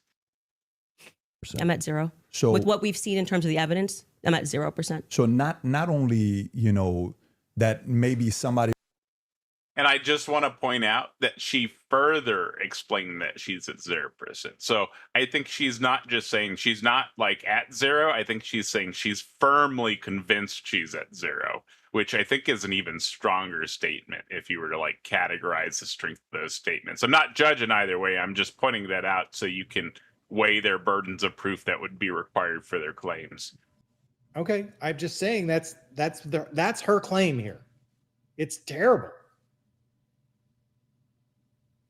Yeah, it's not a great claim that she's making. It is. That's why I was pointing that out. I think this, and I'm just going to say it again. Weigh or have like a mental burden of proof set for each side now, right? So she's saying it's definitely not the case that Tyler Robinson did this. She's saying she is firmly convinced it is not the case that Tyler Robinson did this. And Andrew is saying he is pretty solidly convinced that Tyler Robinson did this, right? But he could be convinced otherwise, right? And so I think that it's important that you hold this in your head throughout the discussion because that's going to significantly impact the weight of the evidence that Candace Owens is going to have to provide to substantiate her claims. Because she's pushing a definite. And you're with me, right, Kurt? You get what I'm saying there? Was that clear? I want to make sure the audience understands. Is that clear? Do I need to rephrase that? If it's just the topic of the debate, I mean, the topic is overwhelming on either side. And technically, right. But I'm saying with where they're saying what they're at, a little more strongly. But yeah, if she can prove 0, I fail to imagine how that's even possible. But I suppose maybe she's saying rounds to 0, like it's 0.5% or less. Maybe that's the claim she's making. That's like the most charitable way I can understand it. I think that's the greatest compliment I could have gotten, Musashi, and I might have to do my character in that style sometime. Thank you, Musashi. Yeah, I hope you guys like the new animated avatar. I know I've had it a couple times, but I haven't really had it out much. But I hope you guys like it. It did take a lot of work to figure out, but now I know how to do it. I can make them pretty easy. But it was a lot of work to figure out the first time. All right, let's get going. So I am rusty on this stream stuff, but I've been doing other stuff in the background and like that. It's only the best quality content for my fans. It was behind him as a Patsy influencing him. You're not even saying that he didn't even shoot Charlie Kirk. Right. I would, if you said, was he involved that day, as I have consistently said on my platform, I would say yes, he was. I don't know. And I think that this is an interesting. That's even worse. Yeah, I think this is an interesting thing to say given the topic of the debate, right? Wait, I missed it. I think she's what was it? I think that makes moving forwards, anything that aligns with Tyler Robinson doing this, I think that means that anything that she says is automatically evidence for Andrew. So like annihilates a large chunk of evidence for her, you know? Wait, If I missed it. If she thinks it's Don't worry more about than it, Cupper. likely that he was involved, but that it's 0% that he's guilty, this is bizarre. He's guilty of something if he's involved. Well, what I'm saying He's is guilty of conspiracy. I think it's worse Would than that she in the admit that? debate. What I'm saying is I think it's worse than that in this debate because I think that makes any evidence that she could present automatically be evidence for Andrew. Yeah, let's just be clear. Like, You know what I'm saying? Yeah, if she's saying he was involved, then he's at least guilty of conspiracy to commit murder. Wait, who's involved? Tyler Robinson. Oh, she just admitted he was involved? She said she thinks he was involved. I mean, did I mishear it? We go back and listen again. No. I wasn't here. I had to go We downstairs. can go back and listen again, Cupper. I may have misheard it. Oh, Taco, can you go back for a second so I can hear it? No. We've just covered it. We're going to be moving to the next section in a moment. Did you have a question? She If said I didn't that mishear Tyler it, she admitted Robinson. he's involved, which would mean he's guilty of conspiracy. Yes, she said that Tyler Robinson, in her opinion, you're right. Maybe I should rewind it just so I don't put words in somebody's mouth, right? I don't want to be that guy. So let's rewind it like 15 seconds for you, Cupper. 0%? Yeah. 0%. I'm at 0. So with what we've seen in terms of the evidence, I'm at 0%. So not only, that maybe somebody was behind him as a patsy influencing him, you're not even saying that he didn't even shoot Charlie Kirk. Right. And kill him. I would, if you said, was he involved that day, as I have consistently said on my platform, I would say yes, he was. So she's saying that he was involved, right? And so what I was saying is, I think that substantially weakens her case because any evidence that she has would immediately lean in Andrew's favor or be evidence for Andrew as well, and probably stronger evidence for Andrew. Absolutely. Why did she? I think that That's statement like a alone terrible right there, admission for her. right? I think that throws her whole debate. I think that's like a concession right there. Wait, I don't think she understands. She conceded. Not like a concession, but how do I? But I don't think it she wouldn't be a understands concession it. because she's not actually conceding, but it's her providing a statement that means that she automatically loses the debate, in my opinion. But I don't think she understands that. No, she doesn't, and I don't think either people. Probably, maybe Andrew did, but I don't think either of them realized. You can definitely tell. Look at his face. As soon as she says that, look at his face. Oh, maybe I don't know. We'll get there, but I think that is like throwing the debate right there. I don't know what role he played, but as the shooter, 0%. Do you have any evidence for it? For what? My percentage? The fact that he didn't shoot and kill Charlie Kirk. Yes, which I'm hoping we're going to get to. All right, now I think she this is claims that positively. hang on, I think this part might be excessive moderator involvement. So that initial question was great, but that's just a question that Andrew's going to be digging to in the discussion. So, and he's being a neutral moderator. You're not going to grill one person right before the debate, right? So, like, he asked the percentages, and then he asked a clarifying question from Candace, and then he asked another unrelated question to Candace. Not unrelated, but he's starting to like drill her. This is not. I don't think this is good moderation. I think that if he's asking questions at the start of the debate, he should have had a few at the start or maybe came up with them during the openings, like that percentage question where he can ask both of them and get their takes on both positions just to set a neutral ground. What he's doing now is setting the ground against Candace, and or it seems like he might be setting the ground against Candace, and I don't think that's a good way to run a debate. Although I'm not accusing him of anything there. It just, to me, it looks like he's giving out additional information outside of the openings to one of the debaters. Do you see what I'm talking about, right? Well, yeah, but I don't think this is the. I don't think this is the only time he did that. He did this multiple times. Well, we'll point it out. We'll point it out. If it happens again. But he did it. No, he did it multiple times against Candace in this. In this thing. I don't think it was necessarily. I want to hear Kurt's thoughts on this because I know everybody moderates differently, and I know everybody has different opinions on this. This is my opinion, though. And I've done a lot of unnecessary moderation. So, and Kurt, watch out for the background noise. Yeah, I'm sorry. I got a bunch going on here with my son, but the main issue is that like the moderator should be moving the conversation along when it's stopped, not doing a separate interrogation. I agree. Right. And I if he agree. had like 3 questions to open the debate with or something, that's not a big deal. But this question and the question before it, if he's asking them, should have been posed to both parties, and it should have been a quick response with no further back and forth, right? It should just be setting a neutral ground with both parties' positions. No, I agree. I would also like you guys to look, if you're looking at body language, look at Andrew Wilson's body language, and you can almost tell he's extremely nervous. If you look at his left leg, he's twitching his left foot. He's nervous. He's trying to look straight faced, but he's very nervous. He's trying to almost think about his next, like actively. You can almost see his body language thinking about his next thought. Sorry, you can't read anything like that into it. He could have any number of things that make him twitch or fidget that have nothing to do with him being nervous. No, but I'm saying you can see his nervous twitches though with his left foot. Yeah, I don't think we should be worrying too much about body language right now. I think it's too early to tell. It's paused right now, and I mean maybe in a minute we'll see something, but I don't think that's. I think we should be analyzing the content of the debate. Not Well, the you can body look at it language, with 'cause his that could next mean a number of questions. things.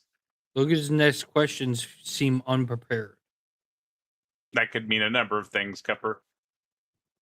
Maybe I just think it's a portion of it.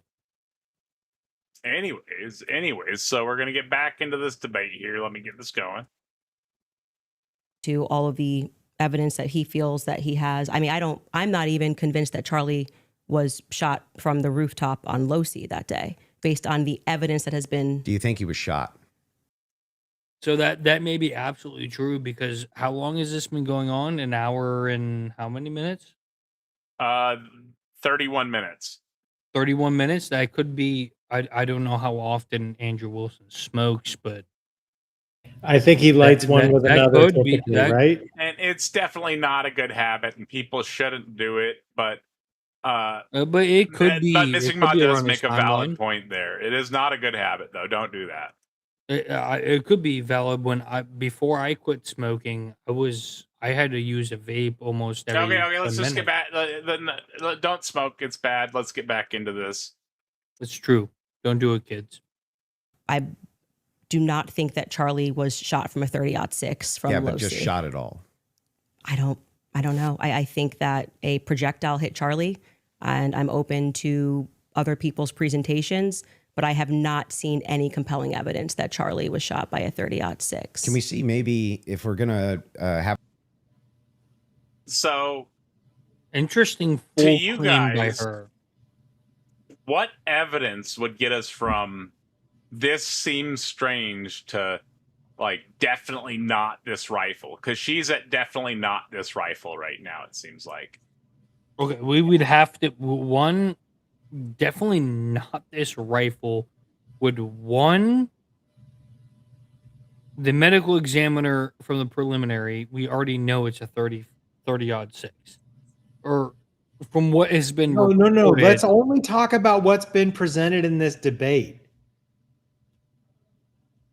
But wouldn't this have to do So, with what Cupper, was let me presented? restate the question. So, where does evidence go from this seems odd to it's definitely not this rifle?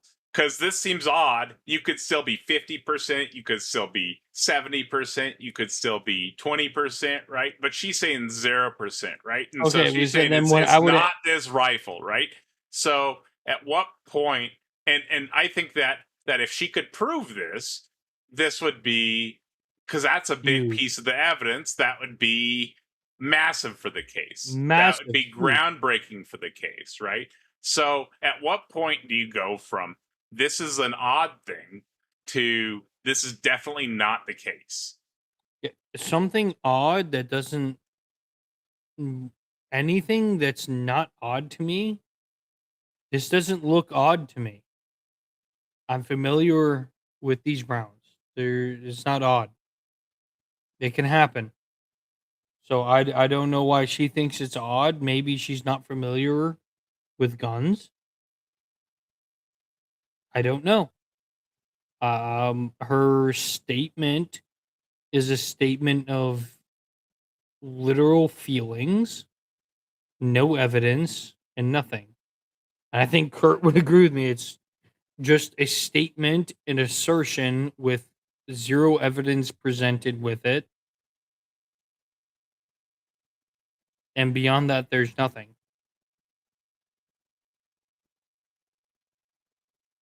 What about you, Kurt? I just sent a super chat with my opinion.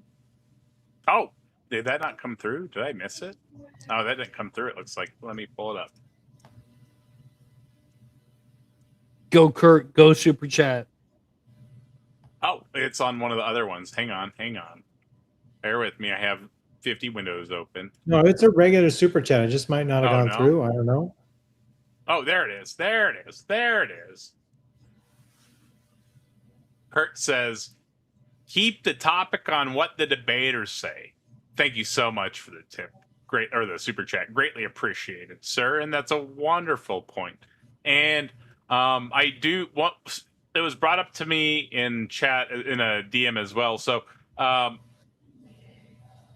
we are not glazing anybody, although the situation with Mr. Kirk was horrendous, and that's definitely a horrible blow to free speech, right? It's absolutely horrendous. And they're debating a topic around this. So specifically for this conversation, I think we need to be extra respectful towards the debaters and Mr. Kirk himself. And thank you so much for, once again, Kirk, greatly appreciated, sir. We're at 6 out of 20 on the tip goal. We're almost there. We got about an hour left. So if we are providing you with any insight, or if you have questions, or you want to mute Kurt or Cupper or me, feel free to support the channel. You can do that with a super chat or the various other methods. And then New UG says, monetization is for losers. Thank you for the super chat, UG. Greatly appreciated, sir. Greatly appreciated. Point of moderation, Taco. Point of moderation, Dogman. I have not been playing Dogman. Hang on, you're right. I'm out of it, man. It's been a while.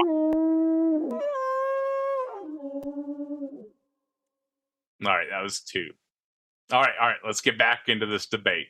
If anybody in chat too has any questions about the stuff that's being said in the debate or stuff that we're saying, feel free to ask questions or whatever, and I'll try to get to it too.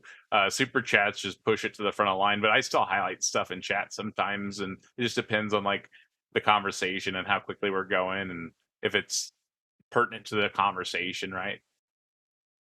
Have an olive branch to each other. If maybe we can establish what we consider the facts of the case to be first. Yeah, sure. Okay. So you're not sure if he was actually shot. You're open to alternative theories. He was definitely hit with a projectile of some description. If we're talking about was he shot from a gun, a 30-06, I would say definitively no. Okay. It defies. Definitively no.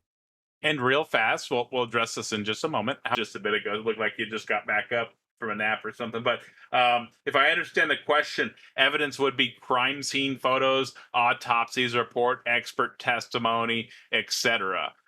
For something like this, that would definitely be good evidence. Evidence, though, it won't be presented till trial. Evidence is wide ranging, though, right? You can have like really weak evidence and you can have really strong evidence, right? And so if it's stuff like that and it's related to the case and there's the logical steps aren't being skipped, it would probably be good evidence for the position being presented. But if there's like if you're just looking at something, you're like, oh, that looks weird, so this is definitely not the case, and you have these logical leaps, that would still be evidence, but it would be really, really, really weak evidence, right? And so it would be much less substantiated. You got anything else on that, Kurt? Did I cover everything you would say to that? Yeah, absolutely. Again, Kelly's dead on here. I agree with all that. Cool.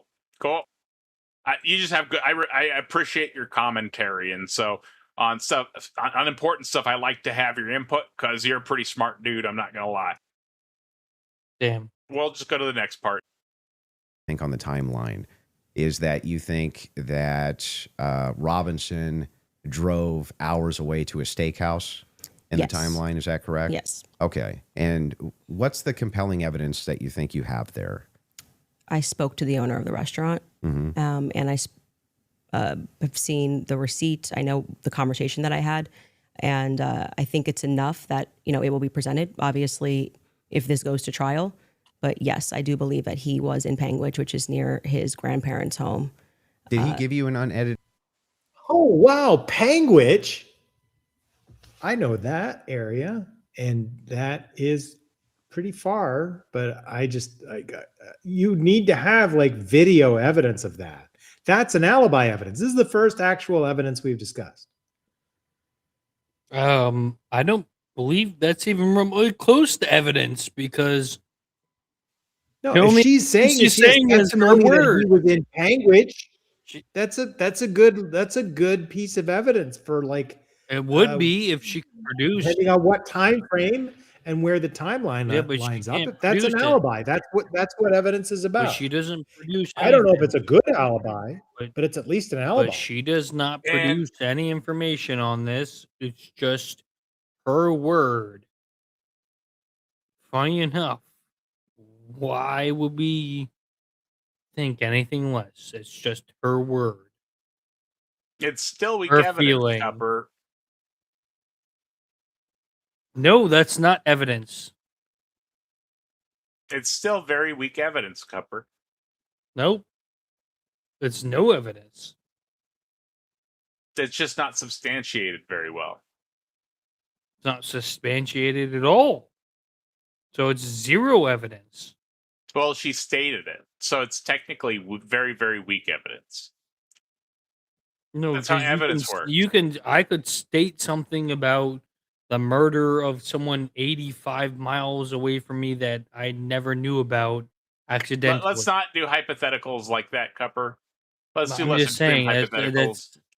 but it doesn't mean anything. This You is could not. make the same point saying like you were going to diner or something, you know? Is she showing any Just make evidence? the point, but say you're going to a diner. Is she showing any physical evidence? No physical evidence. She's not Well, she revealing her provided sources' name. she provided testimonial evidence, so possibly she but has not some the information. source. Let me Not the Copper. source of the I management. agree. Copper, I agree that this is not like going to dispose of the case, but let me explain the problem so you understand it. The events took place in Orem. Panguitch is at minimum a 2.5 hour drive from Orem. So Panguitch is quite distant.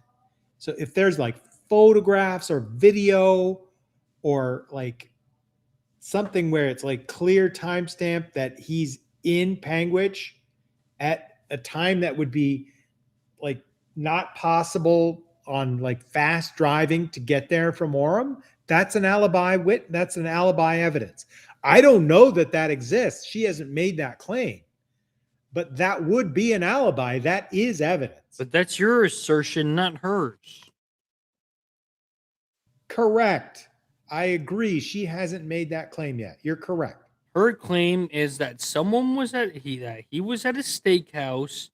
He ordered a steak and a soda, which we have no video confirmation of that vehicle getting however many miles. I do want to point out that this is a wonderful conversation, but to further clarify what is meant by evidence when we're talking about evidence is it could be literally anything that could somewhat change the credence of somebody that has this presented to them towards something, right? And so she's presenting this, right? And so Kurt immediately says, he immediately unmutes. So I pause it and he says, "Oh, that is interesting evidence right there," right? And you say, "No, this isn't evidence," or it may not have happened exactly like that, something like that, right? And then I tried to explain to you this is evidence, right? So what we mean by evidence is going to be testimony, is going to range from testimony to like video camera, right? And so we analyze. What you're doing is you're taking the analysis of the evidence and you're saying it's not evidence. But prior to the analysis of the evidence and you claiming it's not evidence, it is evidence, right? What you're doing is you're taking the set of background information you have on the topic and you're saying this is not evidence. But what she's doing is she's providing very minuscule evidence that, if supported, could change the case. It would be groundbreaking, right? And so, Huge it would be huge steel man on what I said. That's a huge steel man on what I said. What I said was very simple. Where are you confused, Cupper? I'm just saying you steel man that on me. So you're saying I presented your exact position? No, I think my position was just she never created any evidence for it. That was it. She did, though. She spoke it. There was testimony right there. Just speaking Now, the credence words of that is not testimony. evidence. Now, that credence of that testimony, we're assessing No, and you we're can't saying, just I don't speak know if that's words. credible. We'd like to see some additional information, that type of thing. We're evaluating the evidence and saying this is really bad evidence. But Are what you you're saying is realistically that saying that just because she said something that's evidence? That doesn't logically follow. Kurt Kurt says stop steel manning him. Thank you so much for the tip. Greatly appreciate, or the super chat. Greatly appreciated, sir. That's true. Something and then that is evidence.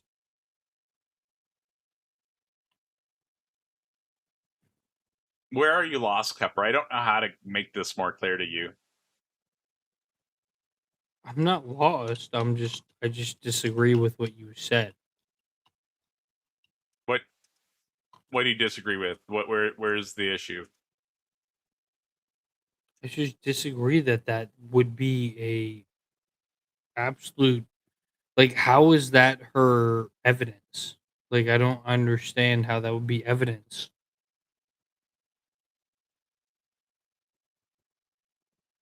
I mean, if you want to I explain it already to me, maybe explained I this can to change you. my. I know, but I Evidence don't is simply understand. going to Maybe. be okay. So I've already explained this multiple times, but I'll try again. So evidence is simply going to be something that can sway the opinion of one on a topic, right? Do you understand what I'm saying? Can I just, like, Darth Lorenus is in the chat. I think his opinion on this would be interesting. He's not banned or anything, is he? Yeah, Kurt, you want to put that guy up? So he would have a very different perspective from the two of us, I would think. So I will Right, try the this. I will try this defamatory one more person time, would. Cupper, to get this through to you, and then we have to play the video more. So Good. evidence is going to be something that sways somebody, that could potentially sway somebody's position on a topic. I think that's about as simple as I can explain that and maintain the core meaning of evidence. Do you agree or disagree with me? No. I think evidence is something that you can show to prove something during a case. You're asking for something much more substantial. You're asking for proof, which is never going to be the case in No, I didn't something ask like for this. 100% proof. Something So you're to asking prove something for during a case. overwhelming. You're No, it asking could be for an something to prove overwhelming something. or a preponderance of evidence, right? Yeah, just something to show So what is part of evidence. So what are you defining evidence as? Evidence needs to be something that can be corroborated. So this is like you can't have evidence. Evidence needs to be corroborated. so your and not be evidence. false. So your evidence is generally going to be like heavily substantiated evidence. No, I don't have any evidence. I'm What I'm just saying is that making your definition of commentary. evidence that you're using is going to be like heavily substantiated evidence, whereas what most people I mean when they say the word evidence is going to be something like something that could potentially sway another's opinion on a topic. oh, I don't know if That could be is an that argument. That is could that how be people think of evidence? Maybe. that I could don't be an know. argument. That could be facts about something. That could be logical links. There's lots of ways to provide evidence. And Okay, if so the that's how you logical look link, at evidence, that's different than well, how I look the, at the evidence. logical link that she made was she was saying that there's this evidence that exists. So there's either photo evidence or stories. So somebody said something or whatever. She's saying that she has encountered some type of evidence or hearsay of evidence that would say that he was in another city that was over 2 hours away from the city where the case happened or the horrible event happened. And so this would be evidence that It would doesn't be follow the probably definition sufficient of evidence. to say that he's in another area. If she The was able to definition of substantiate it. evidence is to prove or show something to be real. Gives you a reason to believe of an idea or a fact. What you're describing is just a belief.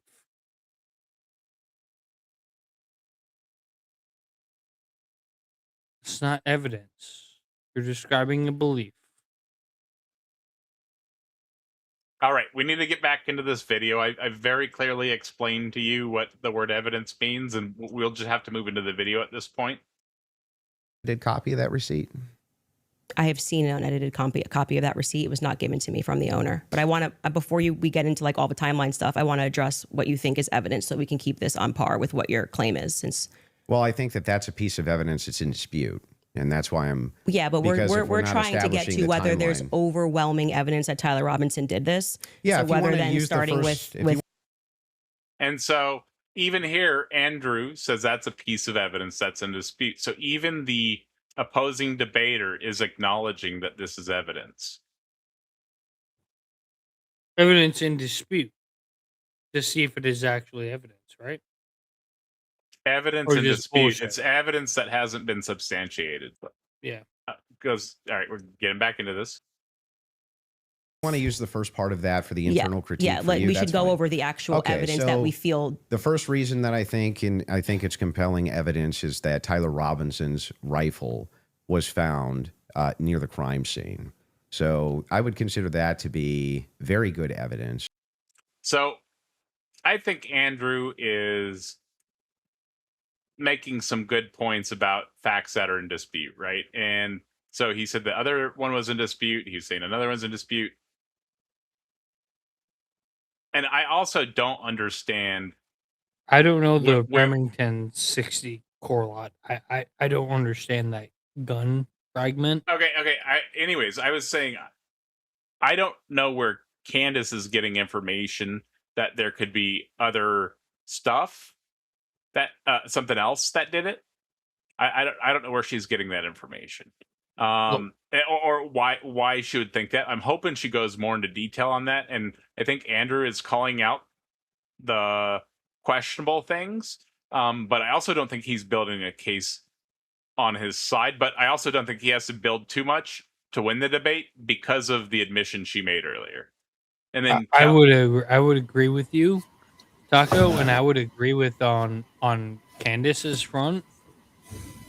Andrew doesn't have to do much here besides just like kind of sit there and pick holes in whatever she says. Because it feels like, again, she's just kind of word salad. Okay, so just to be clear, is it Tyler Robinson's gun? Is that established? Because that's really good evidence. No, they haven't even spoken about it yet.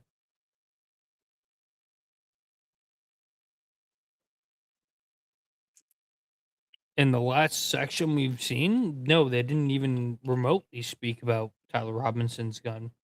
They The only time they just were spoke.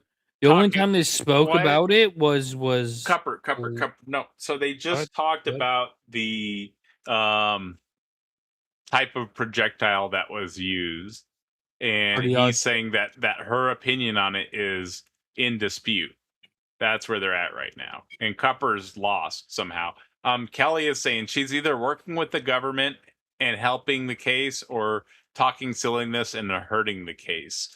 I don't have an opinion on that. I do greatly appreciate the support. Thank you very much. And we have a couple people in back. We have It's not Will true, and Taco. Darth, it looks like. Simply not true, Taco. This could definitely get interesting. Let me double check. Is this Darth? Yeah, it's me. All right. We do have to be respectful, so let's try to keep this focused on the debaters' arguments tonight. We do have to be very Right. respectful given the topic. And Will, is that the Will that hangs out a lot? Will, is that you? No, he dropped out. Okay, It was an imposter. maybe.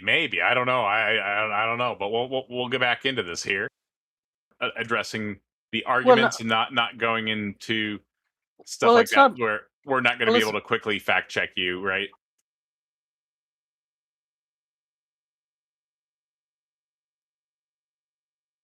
All right, and I guess Kurt didn't have anything to say here, so we'll go back into this. Well, I was So, gonna say I But wasn't talking about my expertise. I was just like what other people say. Yeah, and so that's kind of the same problem that we have with Candace Owens' argument. So let's avoid that. definitely upon impact. And we have the medical examiner who confirms this in a summary. And my team can bring that up, the summarization, which means he would have to be a part of And some for the kind of record- conspiracy as well. For the record, I just want to make sure I don't think like there was a second shooter. I do think he was unalived by a I forgot his name, Tyler. Yeah, Tyler. As far as the evidence shows, that's what is. Thank you, Cupper. Your mic is very loud, though. What is it? Yes, it got very loud. Okay, so just to start with your point about saying that the gun was found near him, near Losey Center, or I guess off in the woods. That gun. Did you watch the testimony? Did you watch the preliminary yeah, we hearing? covered it live. Yeah. Okay, so forgetting what the summary of the medical report was, did you watch the testimony that was given by the Caitlin Oliver, the ATF woman, Samantha Carner, any of those people who went into the science of Yes, I recall. You're talking about the bullet when they- analysis? Yeah, when they went into the DNA. Okay, so that's kind of the most relevant part. Okay. I'm not denying, I've never denied on my platform said or it was anywhere else that inconclusive. a gun owned by Tyler Robinson. So it's Well, a gun owned by Tyler Robinson. That's a big admission that hurts her. Well, Yeah, It's 'cause, like, Tacos, can when you they- let it go for another right Well- after this? well, Was found near the crime scene, right? That Okay. doesn't remove if you think somebody's set up as a patsy, you could take a gun out of this room right now and you could walk out and plant it in the woods near a crime scene. I That's agree. not convincing evidence to I me. concur with the fact that that's a possibility. So you logically you I think have said on a platform that you were a gunsmith. Mhm. Okay, and for how many years? many years. For many years. Mm-hmm. You also said that you were an army sniper. I wasn't a sniper in the army, Okay, and I never said that. By the sorry, way. your wife tweeted that you were an army sniper. Yeah, I don't know. Like 15 years ago, she said something. Does it She said change that 15 years later? She said that it was colloquial. So I don't- Army sniper as a colloquial. I don't see This how- is a fair point. I don't see how this would be that relevant to the debate. I think this is just more of a personal thing going on right This is all here. meta. No, this is All a fair meta. point for Candace not having much on her side, so she's trying to look for a way to give a down point on Andrew Wilson. So she's looking to attack his character. Terribly done, because this was done by his wife 15 years ago, and he has actually said on live multiple times, she's stupid for saying that Come on. because he disagrees with it. Come on. We just, all we're saying here is that No, but I'm saying he This- disagreed with it. isn't helping the case. This seems to be a personal attack. This is meta. Yo, as yeah, Kurt said. this is absolutely a personal attack. How does this sway anybody on either position, right? That's the point. Let's get back into this. Field term? Yeah, I was never an Army sniper. Okay. What did you do in the Army? Did you teach this? Then I corrected it and said you taught rifles in the Army? No, I didn't teach rifle. No, I taught rifles as a private citizen.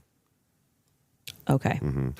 And I was an NRA instructor for many, many, many Okay. years So, alongside my gun shop. As with your expertise, when she gave testimony on the stand, Samantha Carner, that there was dust and there was debris that was found in the gun barrel. Yep. And then when we had the person who, and this was, I believe, Caitlin Oliver, who explained painfully about the DNA, the prints. Well, let's start with a point at a time. I'm not done. You said something, so I'm going to finish.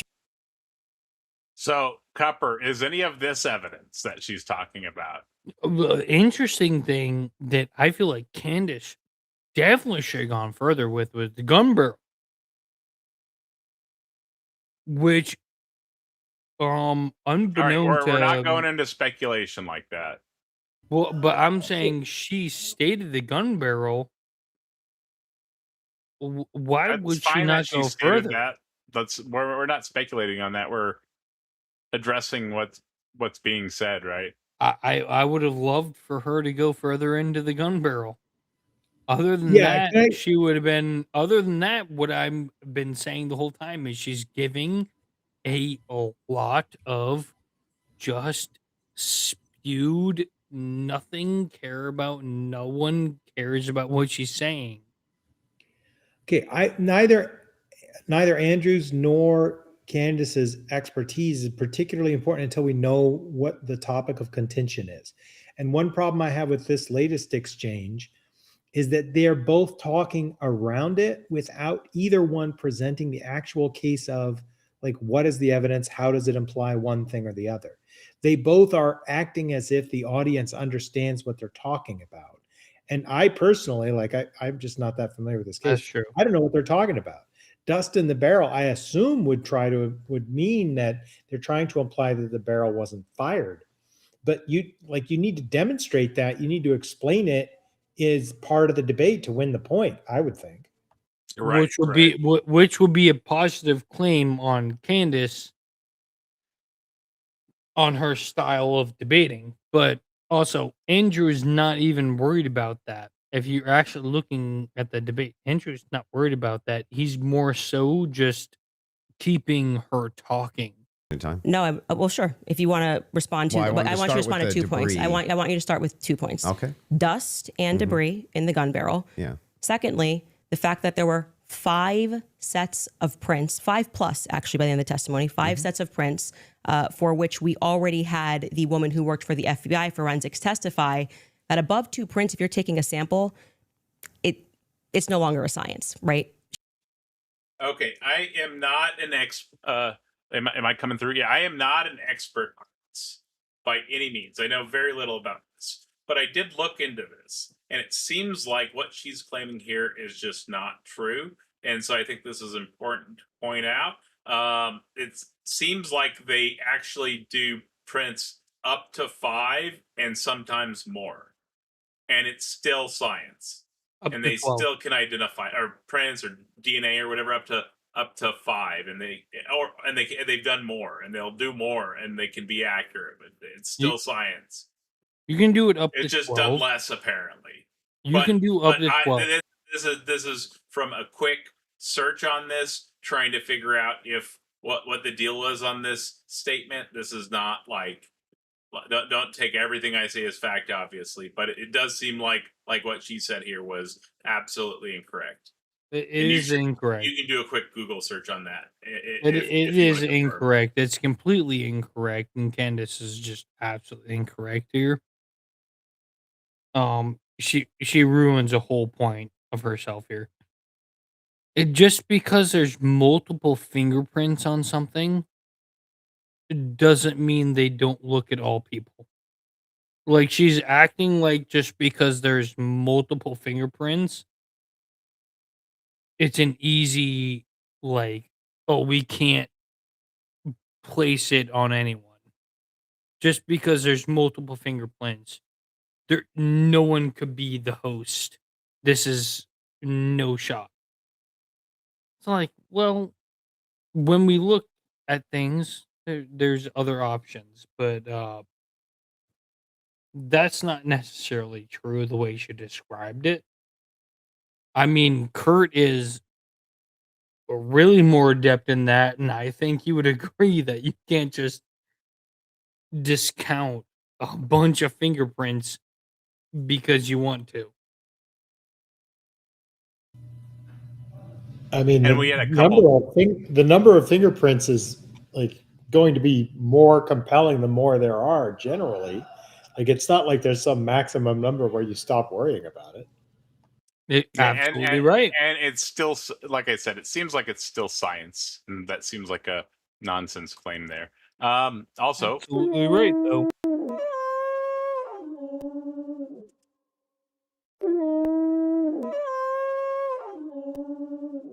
But correct me if I'm wrong, you wouldn't take the other fingerprints and discount them just because they're less. They're still there on the. Yeah, I agree with you, Cupper. And Kurt with a tip or a super chat. Thank you, Kurt. He says, "Dust in the Barrel sequel song to Dust in the Wind." Interesting super chat. Thank you, sir. You want to explain that? Or is it just self-explanatory? Gotcha. Kansas song. All right, let's get back into this. And thank you for the support, everybody. Greatly appreciated.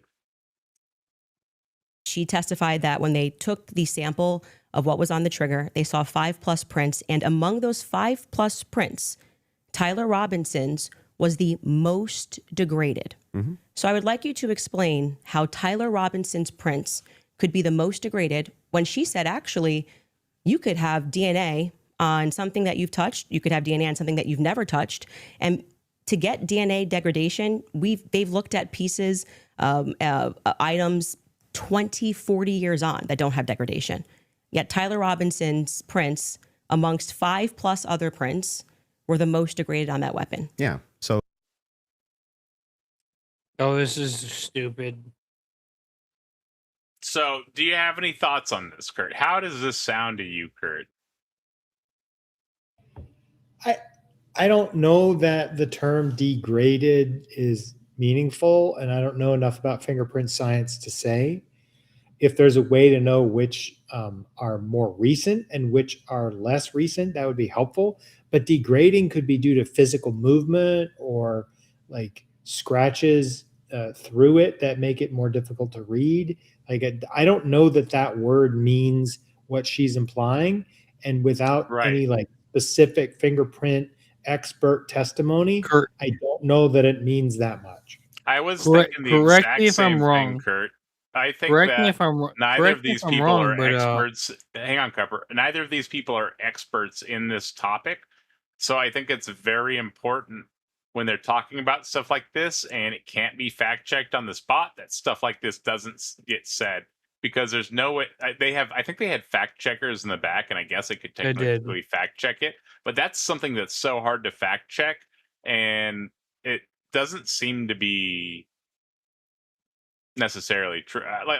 I'm not trusting her opinion on it, right? Like, I don't absolutely think she's telling us how this works, right? What were you saying, Cupper?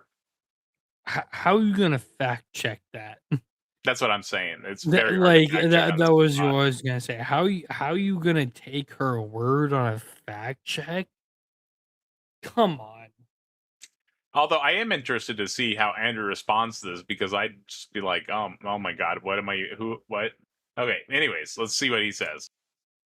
Let's get into all three of the claims. First, with debris. When it comes to debris, firing a rifle doesn't always blow the debris out of the barrel. Okay,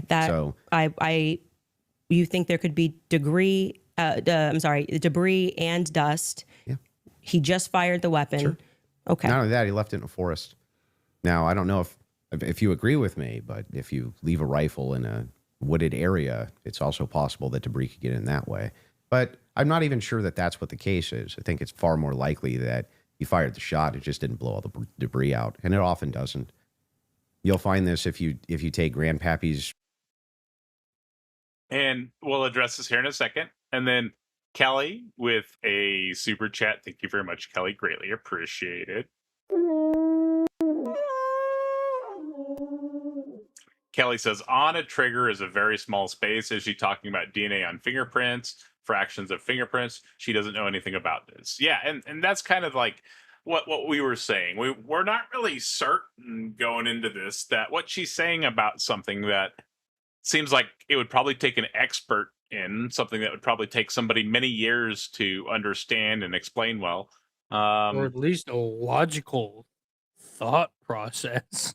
Yeah, it just seems like she's going into something that she probably just doesn't know too much about.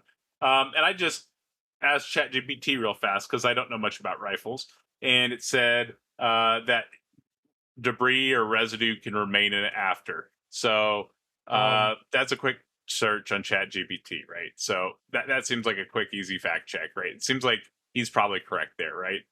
Yeah, I could send you something in private, Ducko, that is very consistent with that.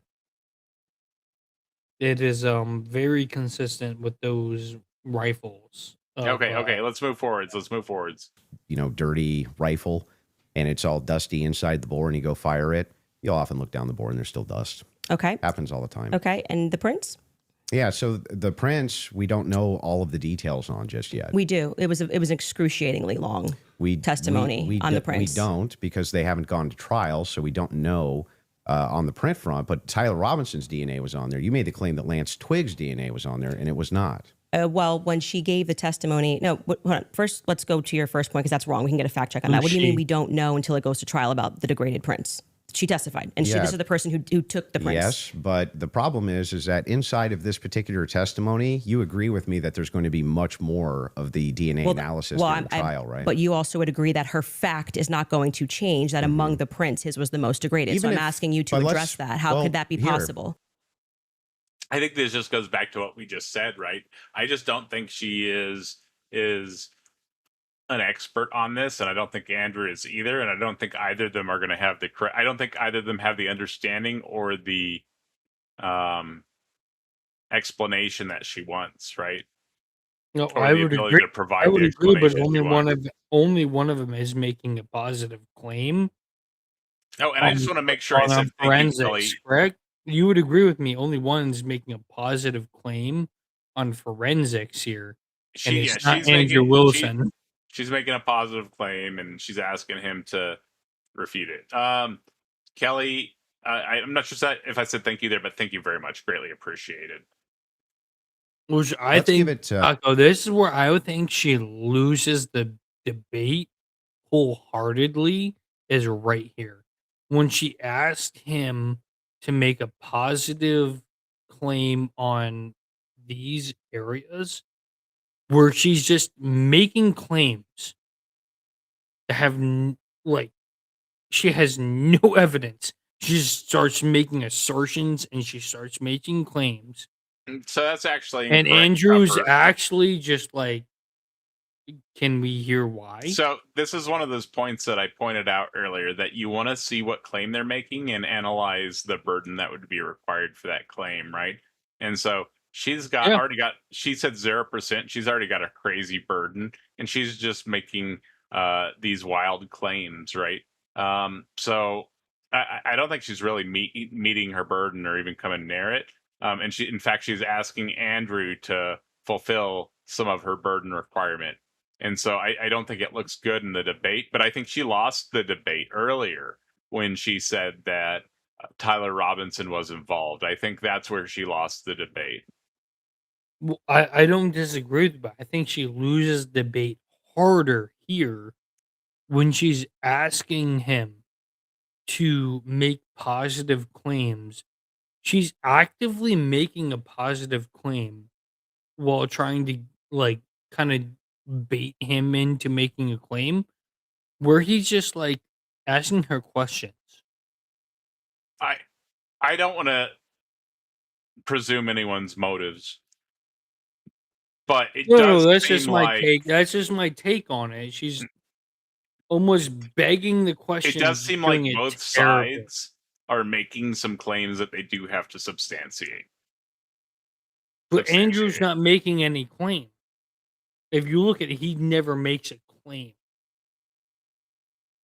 Well, how is he supporting his position then? He's supporting his position by not making any claim. He's supporting his position by So that's definitely a proving debate tactic that can win debates. only.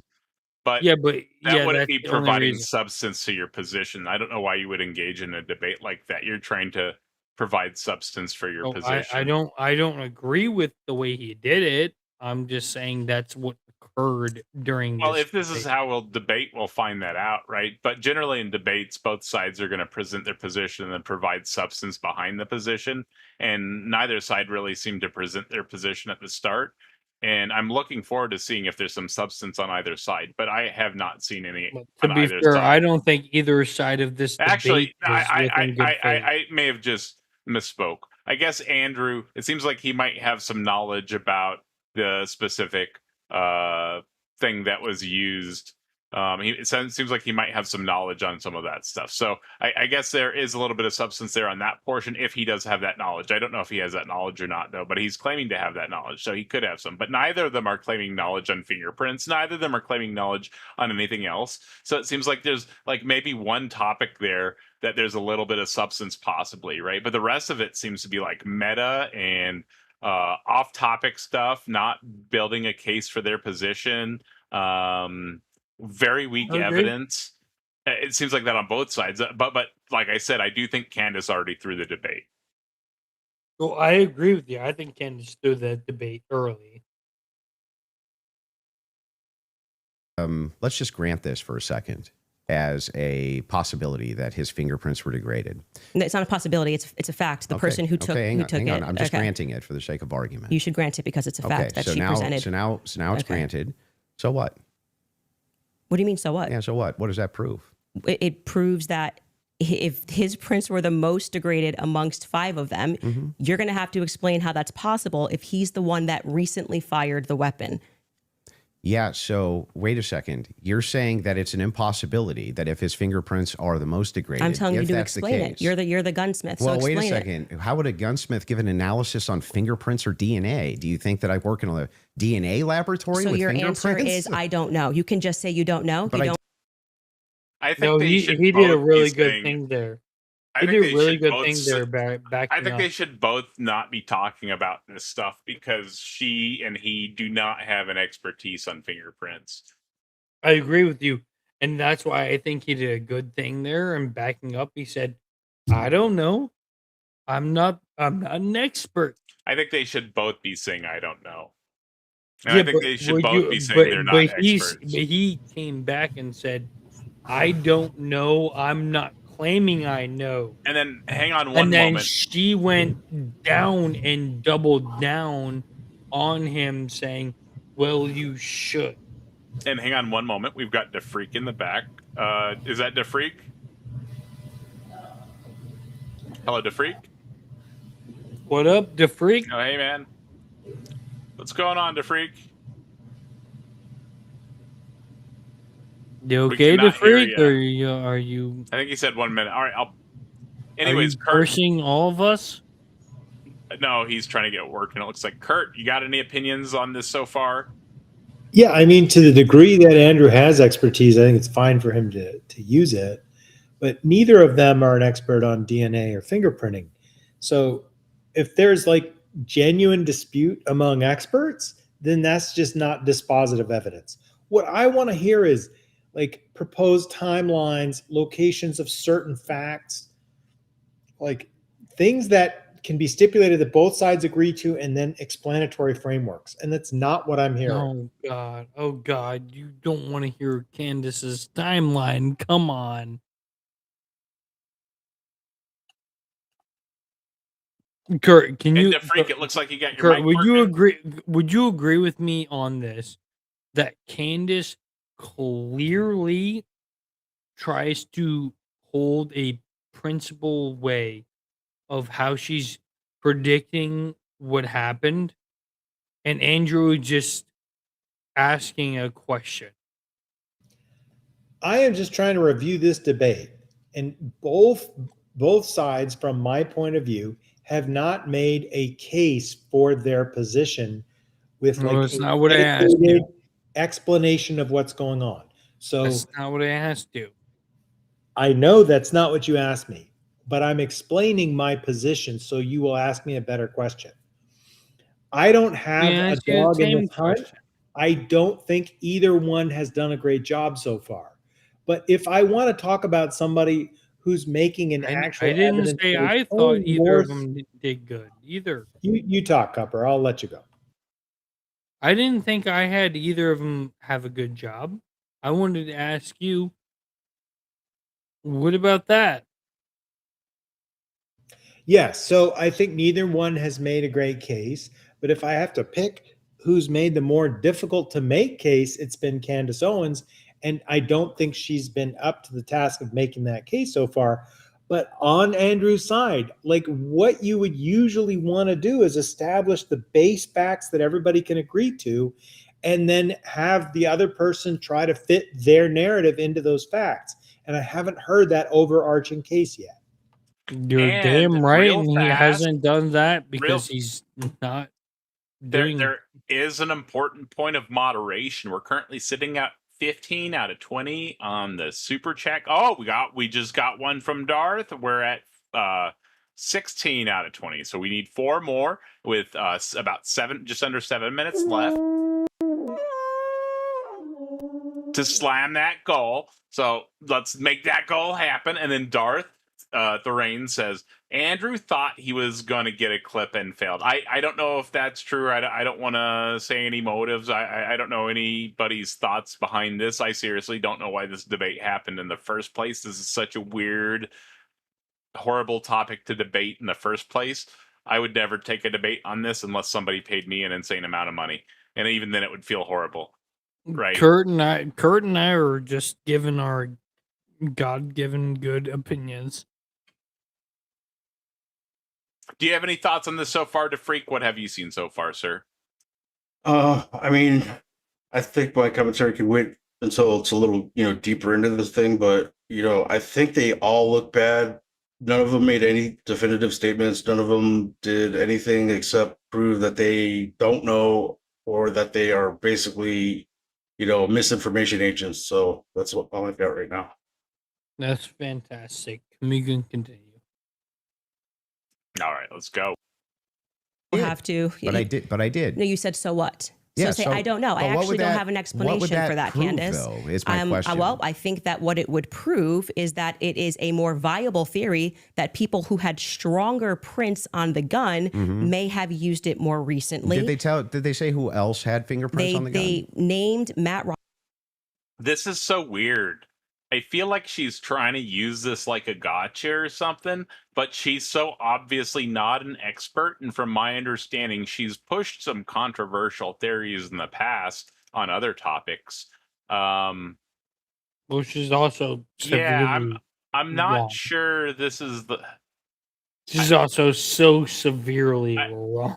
I'm just not feeling like this is the gotcha she thinks it is. I think this is just. This could. I don't know. I don't want to make any. This is not looking good for her, people. Not like I'm just gonna say that. This is not just that alone. Like, how is that a gotcha? She doesn't know anything about fingerprints. Maybe she read about it or something, but she's not an expert. I don't know. Maybe rhetorically it sounds good or something to people. I don't know. I guess people address these debates differently when they're looking at them, and not everybody tries to analyze like what people are saying, and they're looking for the way that people say things. But sure, the way that people say things can sound good, but I think it's more important to analyze the context of what people say than the way people say things. And like that's part of the idea behind atheist presuppositional apologetics, right? Like the overall message is the most important thing. And the way you say it. Yeah. I mean, the way you say it helps, right? But what I'm saying is that you can say bad stuff in a good way, and you can say good stuff in a bad way. And you'd want to probably say good stuff in a bad way over saying bad stuff in a good way, you know? Yeah, I think Speaking of you'll precept, go ahead. Go ahead. speaking of precept, I was watching a video today where Danny was talking to Michael Jones from Inspiring Philosophy. And Michael Jones agreed that the laws of logic, the classical laws, the classical three, are not universal or correct, which I thought was amazing. And I think like we should start quoting to presuppers because like Michael Jones is a big Christian apologist. Mike Jones? Yeah, Mike Jones. He runs the digital physics argument for God. His argument is something like if the universe is emergent, it is emergent from a mind. The universe is emergent, therefore the universe is emergent from a mind. That's his argument that he's been running for years, and it's so bad.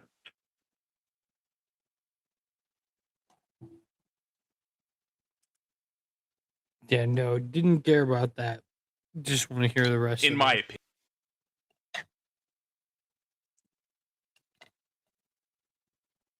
Oh, Yeah, I and think somebody, hang on, somebody think said my. Go ahead, Taco. Oh, somebody said my stream was a black screen. It looks like it's working. Everybody can see the video, right? Yes, I can. Okay, cool. I can see it I fine. don't know what the issue is. You know, going on with what they're saying here, this back and forth that they're having, like I think you'll find that as it keeps going, surprisingly, Andrew's asking questions and Candace is holding her own and even making headway in like the things that she's asserting.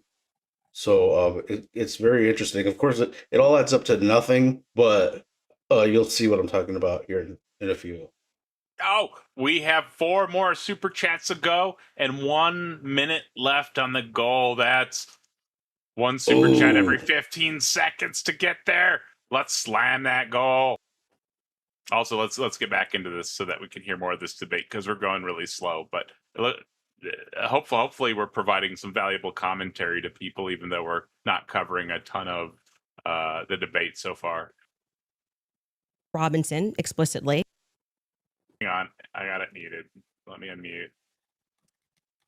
Okay. And this was a part of the testimony where she was speaking about how they got samples of elimination samples from the home of Amber Robinson, Matt Robinson, and Lance Twiggs. Those were the 3 names they named. So are you saying that Twiggs? Would you like me to fingerprints? finish my statement? I just want to make sure I'm clarifying. I'm trying to finish the answer, but it can't be clarified until the answer comes out of my mouth. Okay, So go ahead. this was a portion of her testimony where she was explaining how they got elimination samples from the home. And she named Matt Robinson, Amber Robinson, and Lance Twiggs as the elimination samples that she was using. And so she explicitly said, some of them, so we can assume 2 out of the 3, were their prints were found on the gun. All right, we'll address this in just a second. So, DeFreak, thank you for the tip, sir. Or the super chat, sir. Greatly appreciated. He sent in a $1 super chat with no message. Greatly appreciate that, sir. And then Kurt with a $2 super chat. He says, for the goal. Thank you, sir. I don't think we hit the goal. We got 18 out of 20. We almost made it. That was a spectacular attempt. Let me see. I'll set a shorter one. Let's set an easy one here. I got about 10 minutes to go. No worries. I don't know how much longer I'm going to go tonight, but there's no way we're going to get all this tonight. So don't expect us to cover all this tonight. Set an easy one here. Quite a long video, actually. A very, very, very long video. So this might actually. And just, I got about 10 minutes to go. I hear you. No worries, no worries. I don't. So hopefully that wasn't coming through there. Don't worry, I'll be on all night. Sorry for the delay, y'all. Just getting that fixed real fast.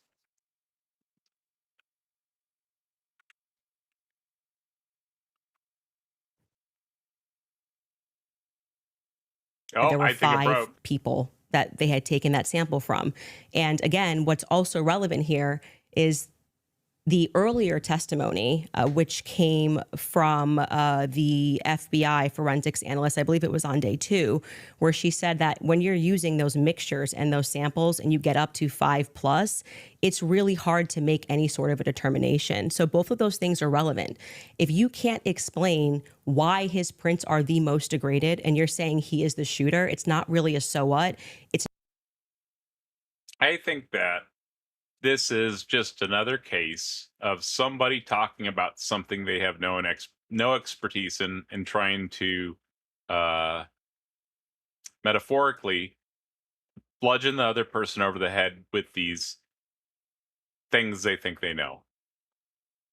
And I don't know if that's that good of a look, because I still don't think she's an expert on this stuff. I think she probably did like a cursory glance or read some AI or something. I would never talk about something like that I read for like 30 hours. Never. She's talking like an expert. This feels so out of place. So out of place. She's talking like she's an expert on this. This is something that people go to school for. What in the world? I would call that out. I mean, they have a history. She worked. I think she worked for Turning Point at one point. They're friends. So she kind of has like a vested personal interest in the research I don't or know whatever. any But of the motivations behind any of why this debate happened or why this stuff is being said, other than what they're providing here in the debate. So we probably should just focus on the actual stuff that's being said in the debate and the arguments that are being made. But once again, I think the issue here is that she is talking about stuff that you would probably need to be an expert to understand, to ask about, and respond to. And neither of them seem like they're experts on this stuff. You know what I'm saying? Yeah. If you're going to talk about an expert, about something like you're an expert, you should probably be an expert in that. And yeah, like I said earlier in this stream, she has, from my understanding, supported some very interesting theories on different topics. And so I don't know if I would trust her supposed claim of expertise on this topic, right? Like, I want to hear from somebody like her doing a debate. I want to hear more. Well, what she's doing there is she's taking that expert witness testimony of the FBI forensic person and putting it on her side of the plate as, oh, well, it's degraded and it's the weakest print on the gun, and putting it on her side of the plate and saying, this is part of my, right? That's what she's doing. I hear what you're saying, but I don't know if, because of the way she's saying this, if she's providing expert testimony or she's just providing some type of like hearsay or maybe something she read. But it doesn't sound to me like she's providing expert testimony. Maybe I'm wrong. Maybe I'm misreading this, but it sounds to me like she's definitely not providing expert testimony. Maybe she is. Well, she's just categorizing the expert testimony in her favor. Well, why is she asking questions about it? Why is she asking him to explain stuff about it? Well, he's not she's going to be saying able that to explain stuff about this, and neither will she. Yeah, I mean, but they're both asking each other rhetorical kind of like, reasoning question where they're hashing it out. Like, well, if his was the weakest fingerprints that he that happened, I don't want to speculate too much on that, but no, Kelly, that's a good thought there. That might be the case. Oh, for the jury? Oh, I got you. So maybe she read something from an expert. I'm not quite sure. If you type that out further, that would help to understand better. But I'll play this a little bit further. An open-ended question that people have a right to pursue. It's not a conspiracy. It's actually proof of my claim that there is evidence that he was set up as a patsy. That wouldn't prove anything about him being a patsy. It said it's evidence to support the claim that he could have been set up as a patsy. So this is why I said earlier, so what? Because even if it's the case, this doesn't have an explanation for it yet. That doesn't actually give you any evidence in your corner for Tyler Robinson being a patsy. Okay, hang on. I didn't cut you off, right? You would need to actually explain how this would demonstrate Tyler Robinson. This is tied into Robinson being a patsy. Mm-hmm. Are you claiming that these fingerprints were Lance Twiggs or that he had any DNA there? So he did make a fair point there, and then he asked a question. So this is like a debate and sales tactic that people use. So it maintains control of the conversation, and what you do is you just basically go straight into a question after you make a statement, right? And so you see preceptors do this a lot, actually. At least I have historically. But with that being said, it does cause issues, right? If you're building a case, you should be building your case. Sure, you can use something like that to maintain control of a conversation and potentially damage the opponent's position, asking them questions, right? But I still haven't heard a case on Andrew's side, and I hope he builds one. This is a long debate, though. I'm sure she'll get to ask some questions, right? And I'm not sure if they were doing like a targeted cross-exam at the start, but she is asking questions back, so it looks more like an open discussion, right? So I'm thinking that he's just trying to maintain control of the conversation, not placing any motives or anything. But that's a good debate tactic that people use. But like I said, it does have issues. You could end up doing it the whole debate if you just. I mean, you don't really have to research if you do something like that. There's no point in building a case if you're doing that, right? They're just trying to like pick apart people's positions, and that's fun and all. Right? But I really like to see more substance on the sides than trying to pick apart people's positions. I don't think trying to pick apart other people's positions is a way to reinforce your position, right? Maybe it wins a one-on-one debate, but it doesn't reinforce your position. It doesn't make your position the correct one, right? That's the same leap of logic that people that, well, jump to positions like what I think Candace is holding, right? Where they're going to this extreme reach. They're saying 0%, right? I think it takes you to there. I think it's the same leap of logic, right? Although I like I said, I lean much closer to Andrew's position on the topic. I just don't think there's an argument or good evidence being presented towards that. I'm saying that it could be Matt Robinson, it could be Amber Robinson. That sort of information is going to come out during the trial. How would that tie into the idea that he's a patsy? Yes, though? because if his is the most degraded prints and the information that I shared on my platform is true, that this gun was given to Tyler Robinson as an heirloom. I had conversation with members of the Robinson family, Twiggs family, both of them. You know, like I said, we're not just dreaming. And if we're having those conversations and they told me that gun was only given to Tyler Robinson because it was a family heirloom. Okay, so it was his grandfather's gun or great-grandfather's gun. Okay. I don't remember the difference. I don't remember which one it was. And so he got it because he's the firstborn. So, but he's not much of a shooter, is what I was told. And so he has this because he inherited it, essentially. So if I get something from my grandpa and I put it up on the shelf and I own this, you could see that could be. How do we get to the patsy part? And that's a good question. I'm not sure how anybody could verify. Like that, they have fact check. I think they said that at the start of this, they had 4 fact checkers in the back each or something, right? Which is a lot. And I think that the stuff on each side that's being presented is really hard stuff to fact check. And so I think it makes it really hard to have a good debate on the topic because stuff is just being presented as fact that nobody knows about, or maybe as private information. Not only that, but everything that's being presented, even right now by her, it's contradictory into what she's trying to assert. Like, That's a okay, good so point. it's That's a good his point to gun, bring. but he doesn't. His fingerprints are the least, Right, you because know. she's trying to say that somebody else did it or something. Right. Like Different. he's this, Yeah. yeah. So, like, okay, you're going to establish that it's his gun, but you're going to say that his fingerprints were the least, the least prominent on the gun. So that's not like solid, I proof. I think she might be taking an expert testimony though and misunderstanding what it's saying when she's saying that. I'm not 100% Possibly. certain, but like I said, I have seen some videos about Candace, not disparaging her character at all, but she has in the past, from my understanding, taken some interesting positions on some very controversial topics and held some very interesting theories. And Yeah.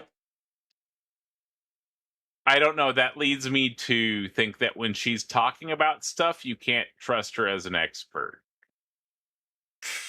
I think you pretty much nailed it. She has a history with. Although I'm not saying there's like it's just like weird arguments she's talking about. Dreams, she's talking about private information. Andrew's kind of doing the same thing. He's got private texts, he's got what but I think on her side it's just so much more negatively impactful for her argument because she's taking like 0% towards Tyler Robinson, and so she's got to build like a crazy strong case. And she's tying it into, what she's speculating about Charlie's personal life and dealing with the Israel issue. Yeah, right? I don't get how any of that is going to impact. I don't get it. I don't see the link. Well, Israel was funding Turning Point USA. Hey, let's I don't know any information about this. I don't know if this information is correct. Let's just not go into speculative stuff that neither of us have absolute knowledge on, please. Sure. But we know that Charlie went to Israel and let's not. We don't need to go in. We're talking about the material that's being presented in the debate tonight. Right. The other thing too is when Tyler Robinson wrote his note to the roommate, boyfriend, whatever the other person was in Discord, he talked about the gun. Let's be respectful towards people as well, please. Yeah, I don't even, I don't know what the relationship was, so I'm just throwing it all out there. We don't even need to go into that. I guess we don't need to know the information of that either. Well, he mentions the gun being his dad's, not necessarily his granddad's. So when Candace is asserting this part of her pile of what makes her case the actual case, it's weird because she's saying that it's his gun, but he has the least fingerprints on it, and yet Tyler was saying to the other person that it was his granddad's. So it's it's more mud in the water. Gotcha. So you're saying that the ownership of the object that was used was questionable. Correct. And if she's going to assert that it's his, when she's trying to prove that he didn't do it, it's just weird. Gotcha. I don't know anything about the ownership of the object, although I am addressing the stuff that's being said in the debate. But that's an interesting thought you had there, Diffrey. Let's get back into this. You don't let me ever get to the end of the sentence. So how could we get to the Patsy part if I can't get to the end of the sentence? I'll wait patiently till we get to so the Patsy that could be a reasonable explanation. Grandfather's gun or great grandfather's gun. I don't remember the difference. I don't remember which one it was. And so he got it because he's the firstborn. So, but he's not much of a shooter, is what I was told. And so he has this because he inherited it, essentially. So if I get something from my grandpa and I put it up on the shelf and I own this, you could see that could be. How do we get to the Patsy part? You don't let me ever get to the end of the sentence. So how could we get to the Patsy part Okay, if I can't get to the end of the sentence? I'll wait patiently till we get to so the that Patsy could be a part. reasonable explanation as to why there was dust in the barrel, because he doesn't often shoot this weapon and he is indeed a fisher. And it could also be a reasonable explanation for why we have Matt Robbins. This is an interesting thing that she's doing here. So here she seems to be speculating, right? And I think this gives a lot of clarity as to some of the thought process that might be happening. Because when people take these positions, they seem to be these people that speculate a lot, right? About a lot of stuff. Like, they ask questions like, is the Earth flat? And is space real? Stuff like that, right? And that leads you to some interesting places, right? Those speculations, right? And so I don't mean like speculating if the Earth was flat before Pythagoras was bad, but I think after was it Pythagoras? Anyways, No, I think he was a mathematician. Was he the one? I think it was Pythagoras. But anyways, the point is, before we could mathematically calculate that the Earth was round, those types of speculations were great. Now that we can mathematically calculate the Earth is round, those types of speculations are nonsense. And so it seems like there's a lot of additional speculations that are being speculated there beyond what most people might when they're thinking about topics like this and reading the news articles and doing the appropriate work and that type of thing, right? Yeah, definitely. It appears to me like she's got a whole FBI, criminal profile dossier on this guy. Like I don't know anything about that. Well, she knows that he's a poor, he doesn't do ballistics well. He's a fisherman. Like, what the heck is she talking about? I seriously don't know why she's going into all of this. I think her point could have been made much quicker and concisely. We should have, in fact, already arrived at it. If you can't make your point quickly, if you can't make your point relatively quickly in a debate, you probably should figure out how to make it a little bit quicker. The one thing I'll say is on her behalf, and she does make headway against Andrew, and conceding that Tyler was probably involved somehow, as some way, whatever, is when she starts talking about the whole politics of it, and when she went to France and other things like on the political stage, then it starts making sense. But none of this is making any sense right now. Yeah, I still don't get why this debate happened. I went into, I'm not going to lie, I went into like 7 different people that were commenting on this, and I asked them all, why did this debate happen? And nobody responded. Nobody has any idea why this debate happened. At least the commentary people that I hopped in the live streams of and was asked, nobody has any idea. I don't have any idea why this debate happened.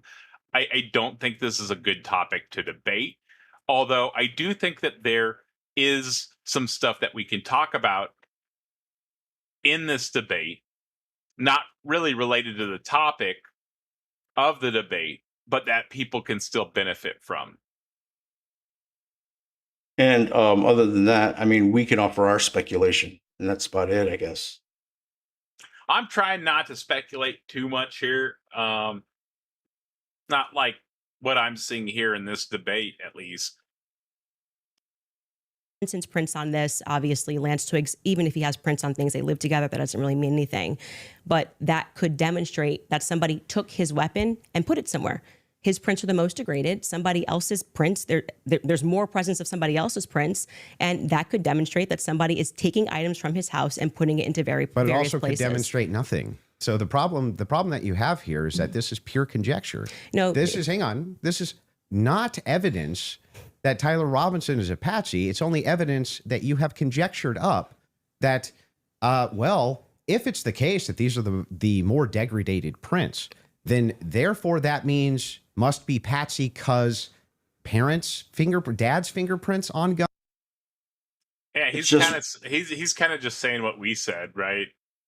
It's just reasonable doubt. It's just a sliver of doubt, really, is all it is. Yeah, he's just saying, why are you jumping to this conclusion? Which is a good thing to point out, but there were some conclusions he jumped to from similar evidence that I wasn't sure. Maybe it was a little bit better evidence than this one, but I wasn't sure if it was something that would be credible or even point to what he was thinking it points to, right? Hey, Taco. What's up? When this all went down, like, I guess it was September last year, whatever it went down, like, did you see? This was like 4 days ago or something. No, I mean the actual event, of with Charlie. There was a bunch of these like ballistic. I don't think we should talk about that too much. Although what's I mean, going on? it ties into like what the evidence is out there that has everyone so like confused or questioning whether Tyler was the actual person that did it, right? And there was a whole wave of these people that were on YouTube or whatever. They had these analysts. I have not been following the truthers. I have not been paying attention to this situation. I don't think we should talk too much about that type of thing. But what I have seen, I've read some minimal information. I've read articles on it. I was looking into it when it happened. I watched a little bit of commentary on it when it happened. There's just a lot of bizarre things that happened on the scene that I just don't. I don't think there's anything crazy there. I don't think, and I don't want the channel to be promoting those ideas. So I don't think we should be promoting those ideas because at least in this case, I don't think something like that needs to be done. I think we can let Candace Owens and the people that are pushing that do their thing and address their argumentation point by point. I think that's probably a better way to address that. If they could provide a convincing argument, I'd be open to being convinced of their position, but I haven't seen a convincing argument yet. Also, Kelly with a super chat. I was going to say Tevin super chat. Thank you very much, Kelly. Greatly appreciate that, ma'am. Kelly with the $5 super chat says, we have talked about forensics and fingerprinting, legal evidence, good stuff, and this lady needs to get a pantsuit. Interesting thoughts, Kelly. Yeah, so I think what happened here. So obviously I'm doing the most amazing breakdown of this debate, but I think what happened is she was looking into the information in the debate. I think she read something that an expert said about it, misunderstood what the expert was saying. And now I think she is once again, metaphorically, taking a bludgeon over Andrew's head, which is this metaphorical knowledge that she has, which seems to be misunderstood, and just going at him until something falls, right? She's trying to just get through the defenses, but he's just saying, hey, this is kind of really weird speculation, which are good points. But once again, I don't think there was evidence on his side, so I think he's kind of doing the same logical leaps. But he is calling out a logical leap there correctly. I'm not going to fault him for doing something good, but I do have to point out he's kind of doing the same thing in other parts, even if it's not to such an extreme degree. We'll get back into this. I didn't say must be describe Patsy. how this actually links in to Robinson being a patsy. Okay, I just described that for you, so I can explain it to you, but I can't understand it for you, so I'm going to move on from that. But to just go back to your point about this is not evidence. I don't like that because I don't think she did a good job. Well, I think that she presented faulty logic, right? I think there were a lot of leaps taken there, right? And so she's trying to move on from that. But I do think that was something that should have been addressed quickly.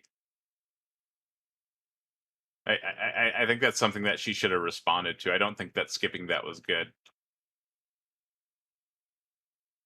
Evidence, you can't make that claim because the entire basis for why you think that there's evidence for Tyler Robinson being the person that took the shot is based off of a hearing under Utah 1102 rules, meaning that they are doing the exact same thing that I am doing.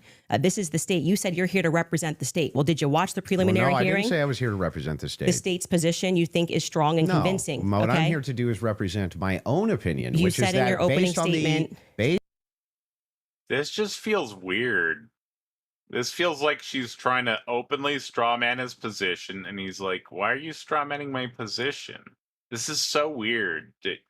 I don't know what this part is about. I don't get why people have such a hard time just talking about stuff. I get that she's being paid to debate here, but this is, I don't know. This just feels really weird to me. It's definitely weird, bro. It's definitely weird. I know it's not scripted for a fact. This is a live debate, but I feel like these are like politician type answers and responses and questions on both sides, and it's really weird to me. And so I'm like addressing the substance of the conversation, but I feel like I'm listening to politicians, right? And it's really weird because this is a debate about a pretty horrible topic. Yeah, and pretty serious issues that are happening right now geopolitically and everything else. And for and your own government might be involved. What I mean by listening to politicians talk, for clarification, is that I feel like the points aren't actually being explained or substantiated. They're just being like talked around, which Kurt brought up too. Kurt was saying that it felt like they were talking about something that nobody else knew what they were talking about, you know? I think this is that. All right, let's get back into this.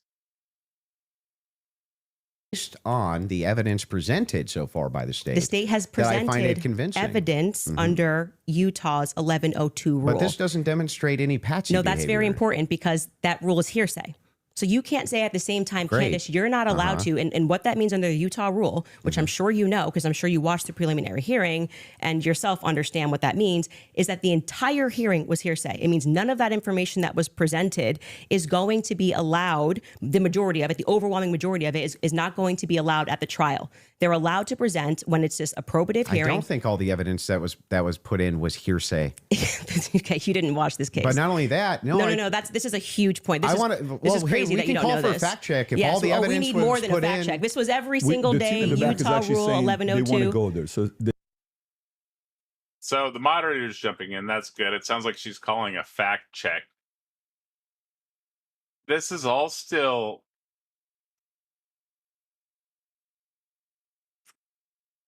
See, the thing is, like, it's hard to know what they're talking about unless you know the specific stuff. I think they need to do a better job at explaining what they're talking about on some of these. And then like it's just like everything that they're talking about, they're either not explaining or it's like private information that nobody can fact check. Right. And they're going to fact check right now because they don't know, right? They're making sure what she's saying is correct because they don't know, right? Like yeah, I'm gonna look that up right now. What was it, Utah 1102 or what was it? I guess he'll probably say it here in a second. He said there's a medical examiner's explanation of the shooting that's in the back. Rob, if you want to pull it up, and then Candace, if anybody from your team wants to pull something. Be allowed, the majority of it, the overwhelming majority of it is not going to be allowed we'll find it here probably somewhere at the trial. They're allowed to present when it's just a probative hearing. I don't think all the evidence that was put in was hearsay. Okay, you didn't watch this case. But not only that, no. This is a huge point. This is crazy that you don't know this. We can call for a fact check if all the evidence we need more than a fact check. This was every single day. Utah Rule 1102. They want to go there. Utah Rule 1102. It says. Or she says, sorry, that was a misspeak. Utah Rule 1102, I think. Or reliable hearsay is admissible. Oh, okay. So it's saying if they're like a reliable person providing testimony, it's admissible in court. Right. Gotcha. Okay. Thank you to Freak for the fact check. Was hearsay. I'm fine with your weird. You just literally said I couldn't do that. Yes, I can. No, I didn't. I'm just saying from your inference, how do we get to Patsy?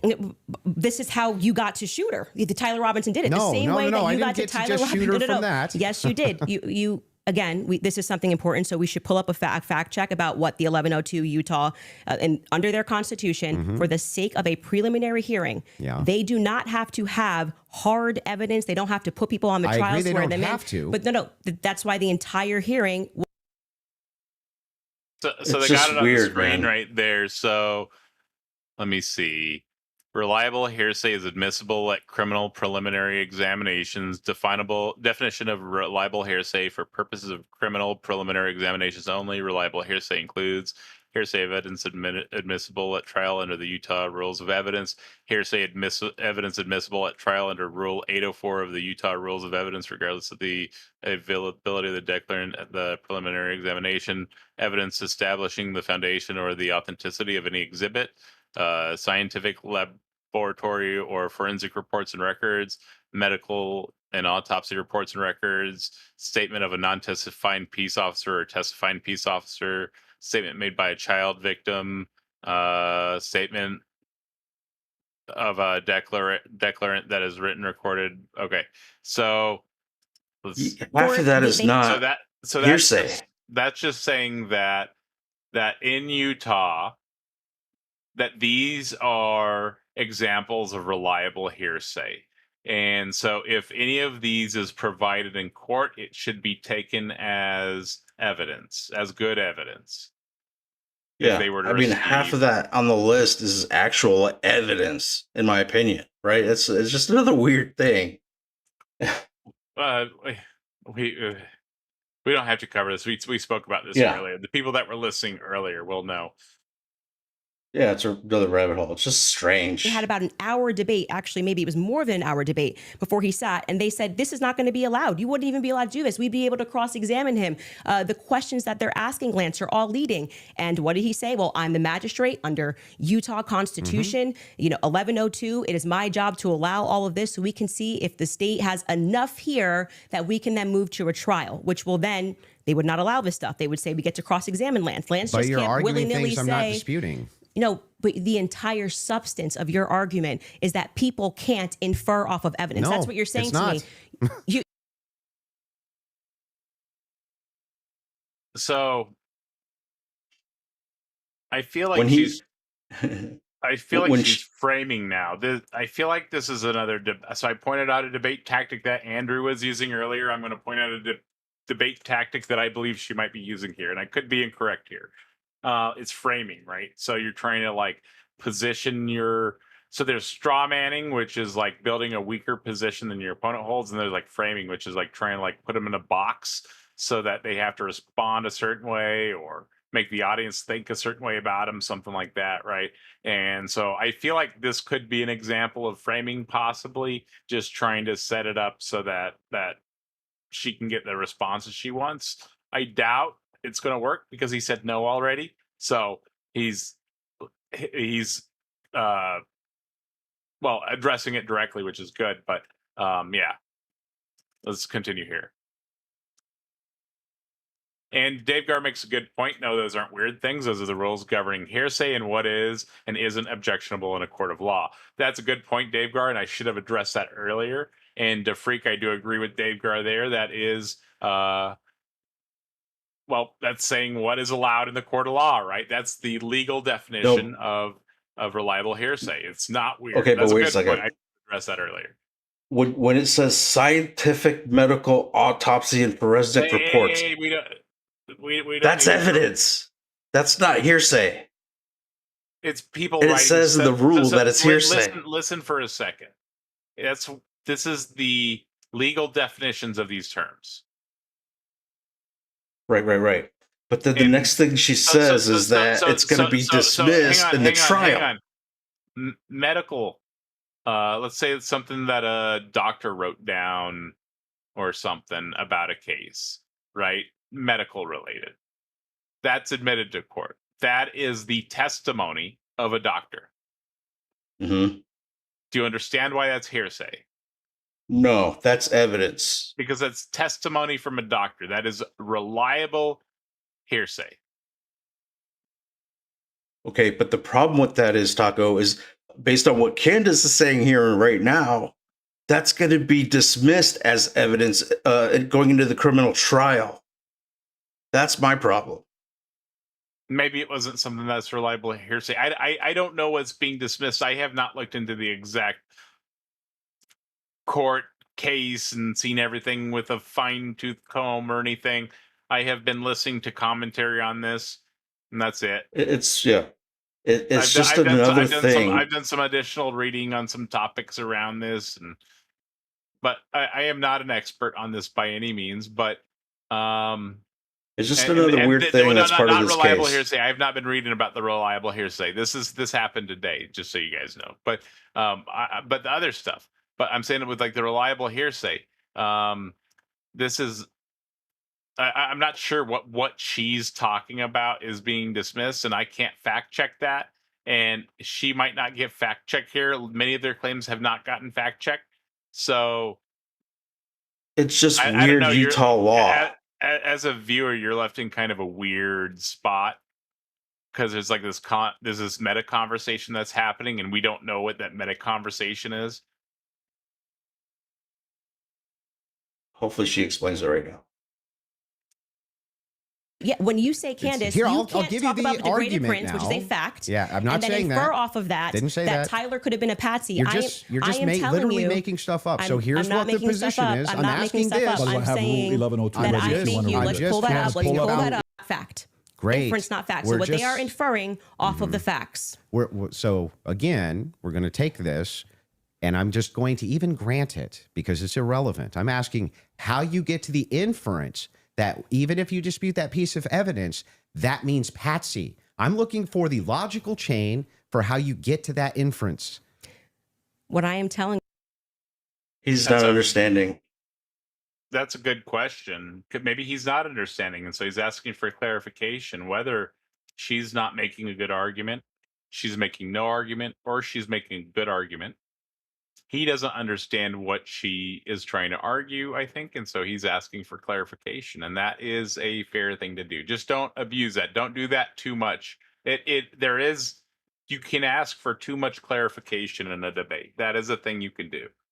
But he doesn't seem to be doing that too much. I'm just saying, like, in general, it's all right, but just don't do it every question, right? That's kind of strange when you do that every question. you is it's the exact same way that when you tweeted. Oh, and Dave Gar is responding to you, DeFreak. He's saying, what is and isn't admissible as hearsay will be up to the judge who uses those Utah statutes as guidance. Things in criminal law are rarely black and white. Thank you, Dave. I think that this evidence is overwhelming. When they say that looks like Tyler Robinson's car, he drives a similar car, okay? They are inferring that that's Tyler Robinson. Can you walk me through the inference so that I understand? It's not a fact. It's not a fact. When you show a blurry image, which you kept citing that we have I'm images. talking about your inference that the fingerprints, even if they're degraded, equals Patsy. How do you get that inference? I didn't say it equals Patsy. I think it is enough evidence that it should be explored, which is exactly what this preliminary was in the inverse. That's not in dispute. What's in dispute is when you said, I'm using this as evidence that he could have been. He asked for the logical chain, and she didn't really provide it. I see why he's confused.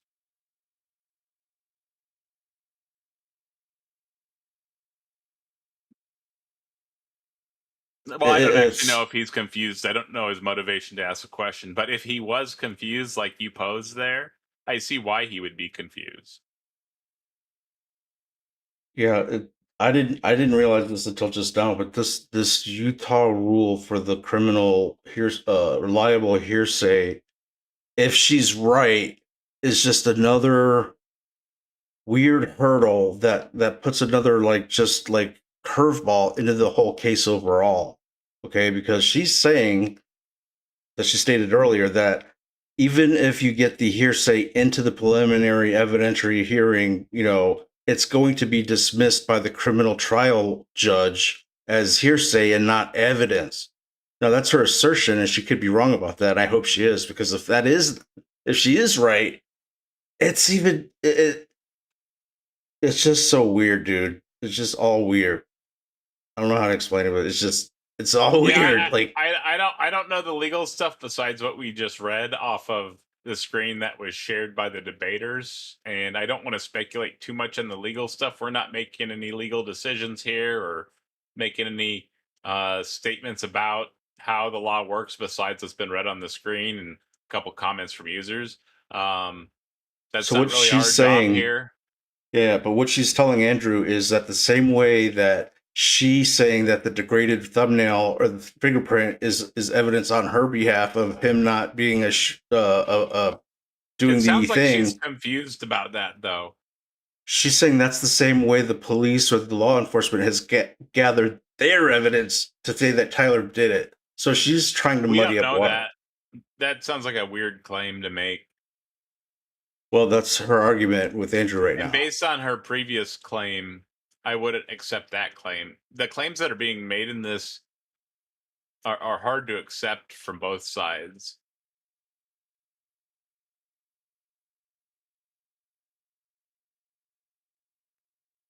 Patsy, I'm asking, how do you get the inference to Patsy from that? Because what I am saying is that it shows that somebody else had more DNA presence on that gun than Tyler Robinson did. So it is plausible, which is all they're doing. They're presenting plausibility based off of the facts, okay? It is plausible that somebody just took his gun and put it there. That's it. Is there equally... That's how it works. And is there equally 100 other plausible explanations? I think that's the reason why most people are exploring when things don't make sense. Got it. So yes, at the beginning of that, this is how this is. All right. So this is that speculation mindset I was telling you about.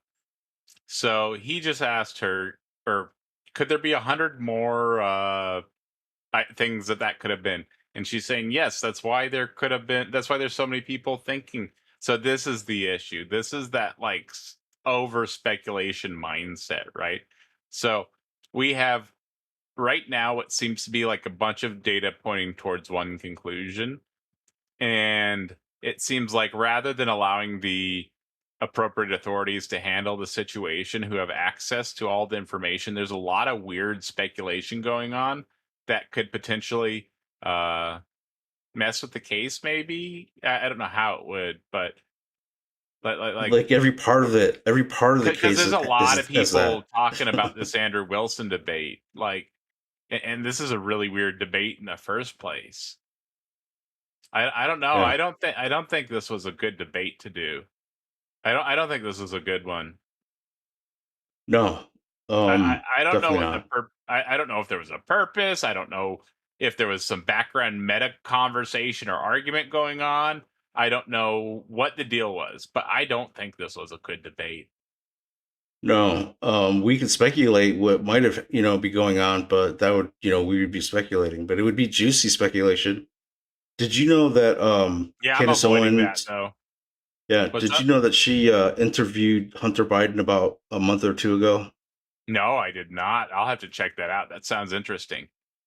Yeah, she was dude, this whole, I don't know what's going on with this. This is a hot, weird summer, bro. Anyway. Yeah. Let's get back into this. I am going to be calling it for the evening soon. Probably going to play a couple games of Dark and Darker and go to bed soon. So, but I am so grateful that you guys understand people needing a break once in a while for their own self and working on the YouTubes and whatever else. And I appreciate you all. Thank you all for being here. You guys are all spectacular and amazing people, and I appreciate every one of you. I know it's not the biggest community on YouTube, but you guys allow me to do this. You guys are amazing. Anyways, let's get back into the video here. This is how the court process works. So just so we're clear, if there's 100 other plausible explanations, then Candace, why is it that we should go with this idea that it was a patsy? I'm not saying that we should go with the idea that it was a patsy. I am saying that there is. I thought that was the whole defense. Your whole claim. No, today. my whole claim was that there is more evidence that he has set up as a patsy. How does that equal evidence of patsy? I don't know how many times I can say this. Like I'm saying that I am using the exact. Have a wonderful evening, Kelly. Spectacular to see. I can't speak. And I do think that Andrew made another good point here.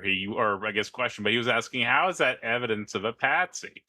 I think that's a good, fair question to ask. And I don't think she's going to be able to provide a good substantive response. I haven't seen many good substantive responses.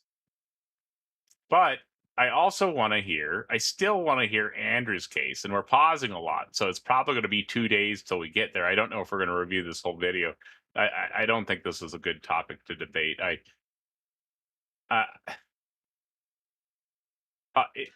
left more ask me in questions. DMs what you want, what I think about this if you want to. I don't think this is a good topic to the debate, though. I think this is a bad. Yeah. After listening to this so far, I'm kind of like, ew. Yeah, and most of it is just like this. Like it basically, this whole thing has more. You're left with more questions than answers. Yeah, I was just listening to a bunch of commentary people, and I'd listened to the intros previously, but after like listening to more and really thinking about it after and doing some reading and stuff tonight, I'm kind of just like, ew now. Yeah, not only, but it's a highly political season, and everyone has political interest. There's a lot of money involved everywhere, and someone I don't got know killed about for any it. of that. Or, I don't you want to know, make speculation. so it's like, yeah, I was it's just just so commenting. weird. I was just commenting on. I don't know why this debate happened. I think the topic is gross. I think I don't know. I'm just kind of like my whole thought is just ew. That's all I got. Let's get back into this. Exact same mechanism that you are accepting for some reason in the Utah courtroom. Yeah. Right. To say, I'm going to look at the evidence and I'm going to infer an alternative theory. So you just saw the states and you're accepting it. And they have not presented any concrete facts. You listed on your own Twitter that what you found to be convincing was something that looked like his car pulled into the driveway, a blurry image. No, I didn't. A standard white guy coming up the steps that could literally be anyone. This never happened. Can we get a fact check on that? Can we pull up his tweet where he goes over I didn't the say four? that's what convinced me. When you actually didn't say it's what convinced me, but you said this is the evidence that you found to be overwhelming, and you named, I believe, actually 5 things. I think you said it was his car. You said it was. Well, there's multitudes of things that I find. You just to said be you didn't compelling say it, so we're going to evidence. get a fact check on that. You Sure. did. Go ahead. You said the blurry images coming up the steps. Quite literally, when Officer Bagley testified, they talk about when I'm talking about making inference. This is the most I thought was the most absurd testimony I've ever heard. And pardon me, it was actually David Hull. I want to be very clear. Andrew has been very chill to me. I like as a personal one-on-one relationship. I like Andrew personally 1-to-1, right? Like he's helped me out with some debates. So some of my biggest debates are Andrew. Actually, all my biggest debates are Andrew debates. He is awesome, right? But when it comes to helping out smaller creators, he is amazing and he is very supportive, right? But and I don't know if he's going to listen to this, but Andrew, I do have a message for you. Man, this topic is gross. I don't know why this happened. I don't know any. I don't want to speculate on it. I'm not trying to judge you or anything too much. I just don't like this topic, man. This is a gross topic, man. See, That's but that's one all of I the got to things. that. If he is somehow tied in with Turning Point USA, and Candace is attacking Turning Point USA, I don't want to make speculations on that. That's not my duty. I'm here to address Right, the right. arguments and stuff. But like I'm hearing the arguments and the topic, and nobody's really presenting a case. It just this doesn't feel good. This No, it doesn't feel like good. a debate.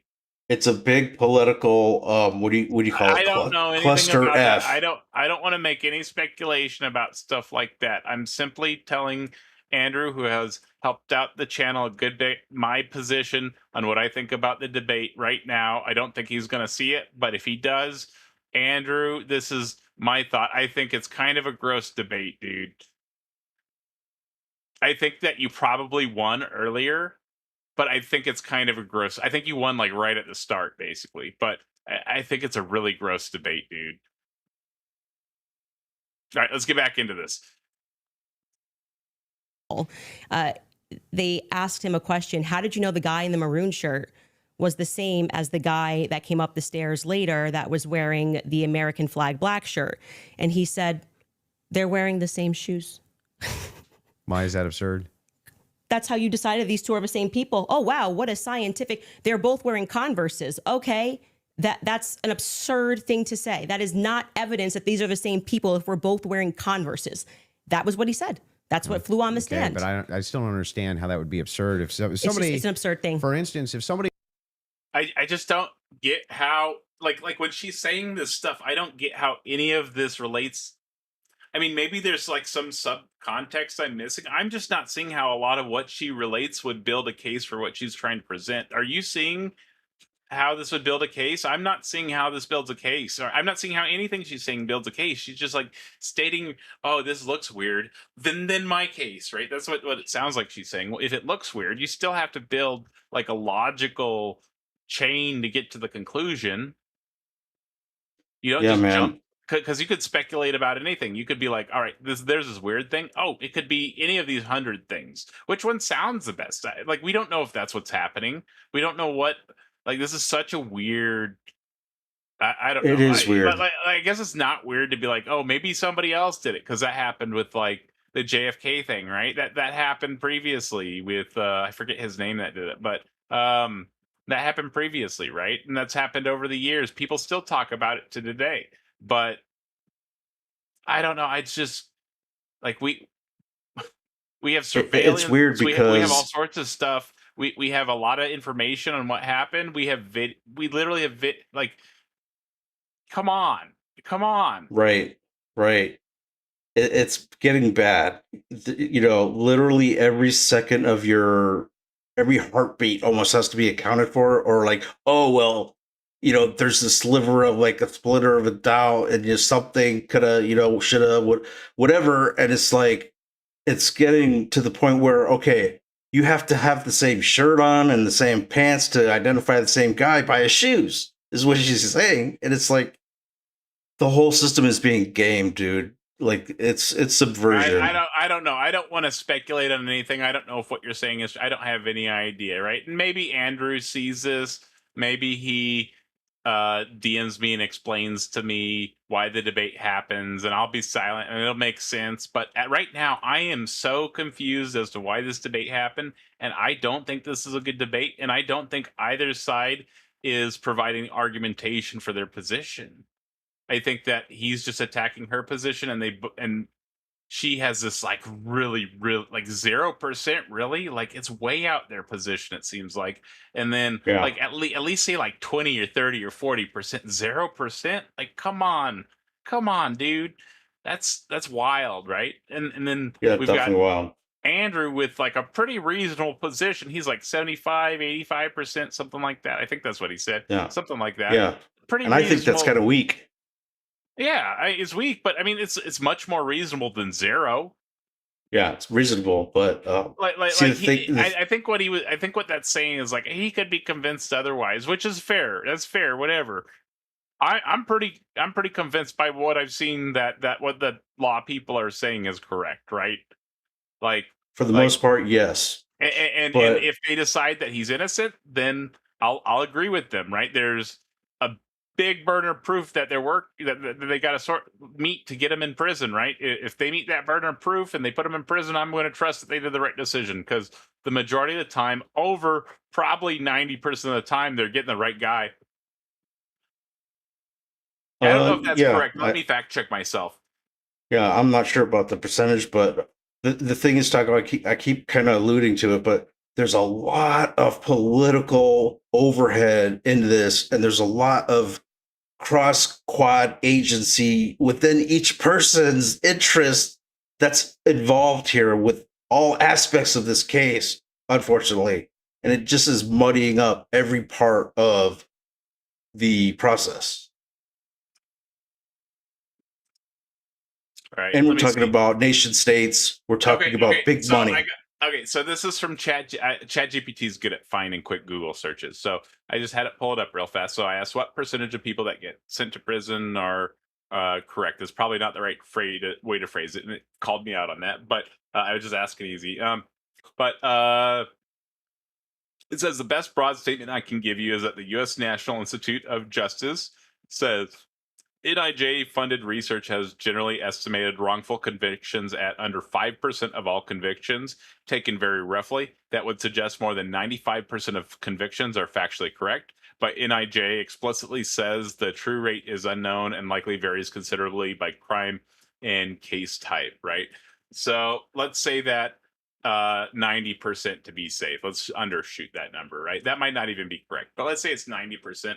I am it would suck if that hit me, but that's a pretty high accuracy, and if they are going to convict somebody, they're going to be right 9 out of 10 times probably. Yeah, and him being convicted does not mean that there wasn't other people or other things or other factors or other, doesn't mean he was the only one. Right. And so I like you have all the speculations you want. In my opinion, I'm going to follow, or in my shoes, I'm going to follow the experts that there's so many people working on this. Like there's lawyers, there's judges, there's police officers, there's there's forensics experts, there's so many different people involved in this, so many different expert opinions in different areas. And honestly, the judge or the jury are probably going to be the only people that are qualified to make a decision on this case. I don't know why people think it's okay to go and like speculate on this stuff at such a big degree where this could this could impact the case. I don't know how it would impact the case, but this is the type of thing political. this is the type of thing that jurors of the case could see. You know what I mean? Yeah. Aren't the jurors not supposed to see stuff like this? If it's not directly pertaining to like his person and his, his violation of criminal law, absolutely. But the thing is, even within Turning Point USA, the organization, immediately after this happened, there was weird things that were going on within like the upper echelon of that organization that it's just, dude, I don't know how else to explain it, but it's just all so strange. Yeah, this just feels weird. I've watched a lot of debates. This one feels really weird. Yeah. I don't know. And I'm just gonna. There's more questions now than ever. I feel like it's like politician type answers, like I said earlier, and that's just weird. Yeah, and that dude Tyler is kind of weird. I don't know anything about that. I don't want to speculate on that, and I don't think we should be talking about him like that. But I do think that this debate is definitely a strange one to witness, and I don't know how much more of it I want to watch, to be honest. I think it's already old news. I like to think of Andrew as one of us. Like, he hangs around the circles or whatever. He got his roots in our little patches, on YouTube and stuff, right? So I like to think of him as one of us. But he helps out a lot of small channels. He goes up on a lot of small channels and he provides his influence to small channels and helps them grow and debate, and he debates people. He shows up on platforms. He does all sorts of stuff, right? But right, this is I don't like this move at all. You debate what you want, but this one was rough, man. What in the world is this topic? Maybe he'll want to come over and tell us, because he said in the opening statement. I wanted to interview him on it. I asked him if he'd let me interview him. I want to talk to him about what. Maybe I don't know. Maybe I don't. I don't know. This is a weird topic, dude. It is weird because the thing is, in his opening statement, he said that he thinks that Candace is hurting the political environment for the right, the conservatives, political candidates going into the midterms here, November, whatever. Right. So if that's his motivation to find out why she is doing this, that's valid. But the thing is, there's just more questions now than answers. And, yeah, definitely. But keep the same shoes on. Wouldn't you utilize the shoes to try to track that person? If the they were changing idea their that on a clothes? college campus, two people wearing this totally different outfits, but both wearing Converses can't happen is such an absurdity that I don't even need to like argue that. I'm just going to let people deal. Why is it absurd? Just concede that point. Obviously, it's an absurd thing to say. I'm not I know sure, these are the same people sure because they're. I think we find a religious debate or something for tomorrow. I think that might be something more substantive that we can talk about. And this definitely has zero closure. yeah, I don't feel like we're getting much of a case on either side, right? I don't know. This debate feels strange to me. And I think we would probably, there was some stuff I wanted to address. Like I had seen some clips and stuff, and I'm like, I kind of want to address some of the stuff, but I think I covered most of the stuff I wanted to address, right? I think I was able to cover most of the points that I thought were valuable.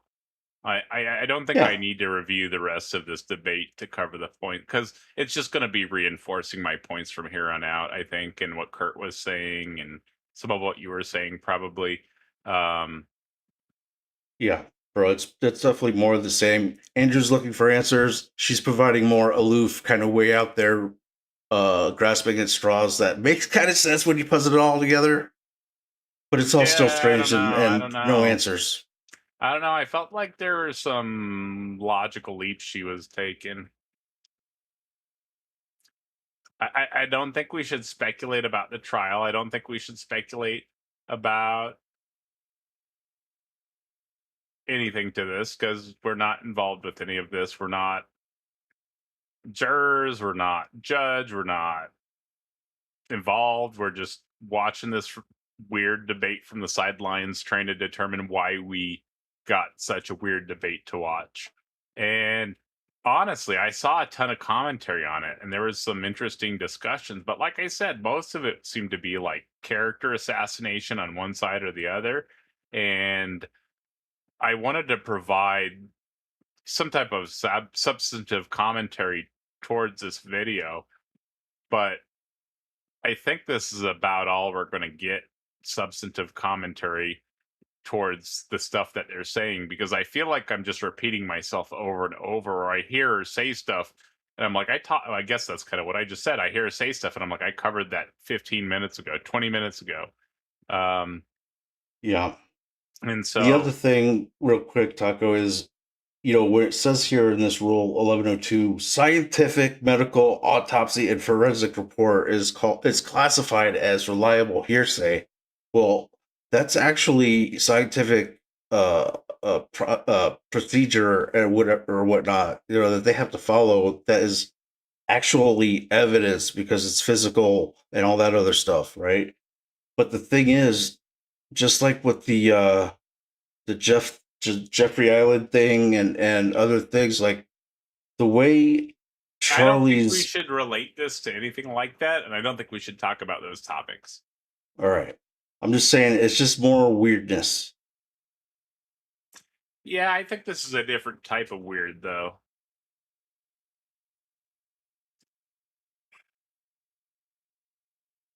Because generally your medical examiner is like, they're pretty reliable. They're usually pretty good at their job. Like there's a whole they go to school. It's not something that changes a lot, right? They know how to determine things. They know how to measure things. They know like the length of time that your body was. Those are interesting thoughts, DeFreak. Interesting thoughts that you got there. Now, I had a couple big takeaways from this, right? And I think people were kind of blending the two main questions together. So there were two questions, right? The first question, does the evidence presented, so basically, does it support that Tyler Robinson was the person responsible for Charlie Kirk? The second question is whether there's enough evidence that Robinson was set up and that someone else carried out the fatal attack, right? So those are the two questions that were basically brought up at the start of this. And they're definitely interesting questions.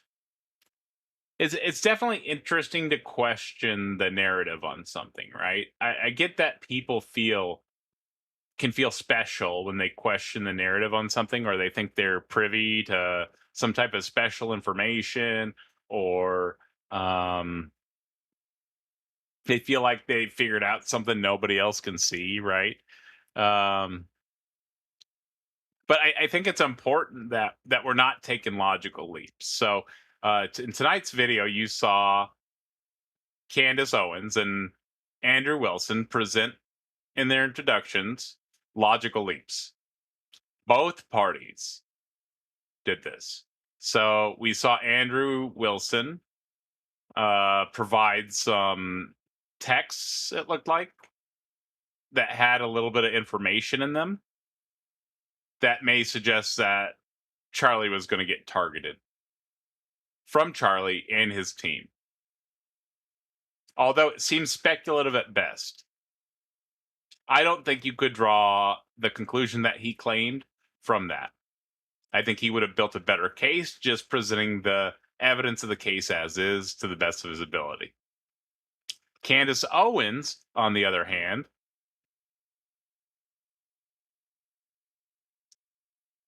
she presented a case that I guess would be akin to like Tyler Robinson being set up as like a patsy or something. I think that's the right wording on that. But anyways, she tried to build a case for that.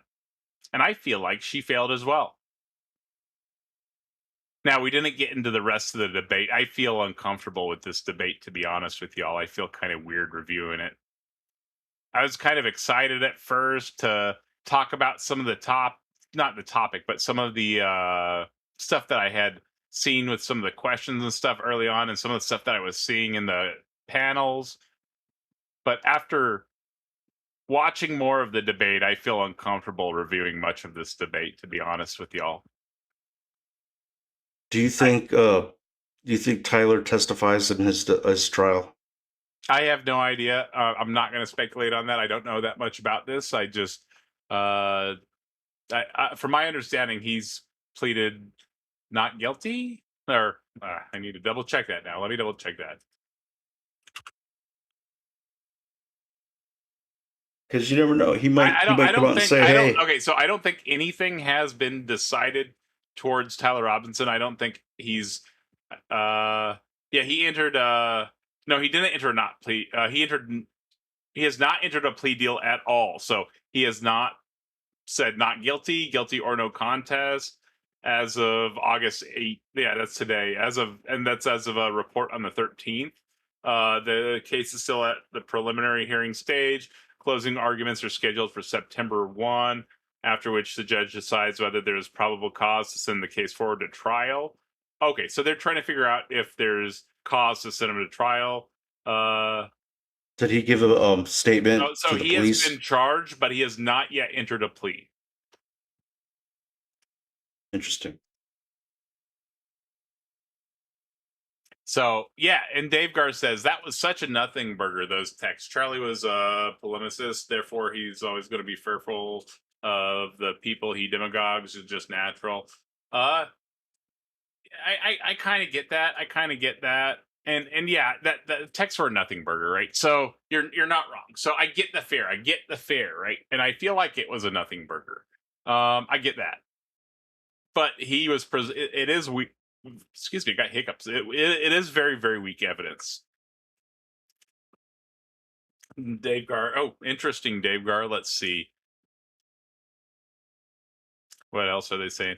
Doc Box says it was a strange debate and debate topic plus the money. That whole thing is sus. I once again, I don't want to speculate too much on the debate, but it is super weird. It felt weird listening to them. The answers felt scripted. I don't know. It's weird, man. It's weird, and they weren't even like there were massive logical leaps. It wasn't like they were even providing good good arguments for their position. It was weird. I feel like a lot of people don't provide good arguments in debates, so maybe they just I don't know. I think it is important though to ask yourself, right? what evidence would make me change my position, right? Because like Andrew, he said 75 to 85%. So obviously he could have had his mind changed.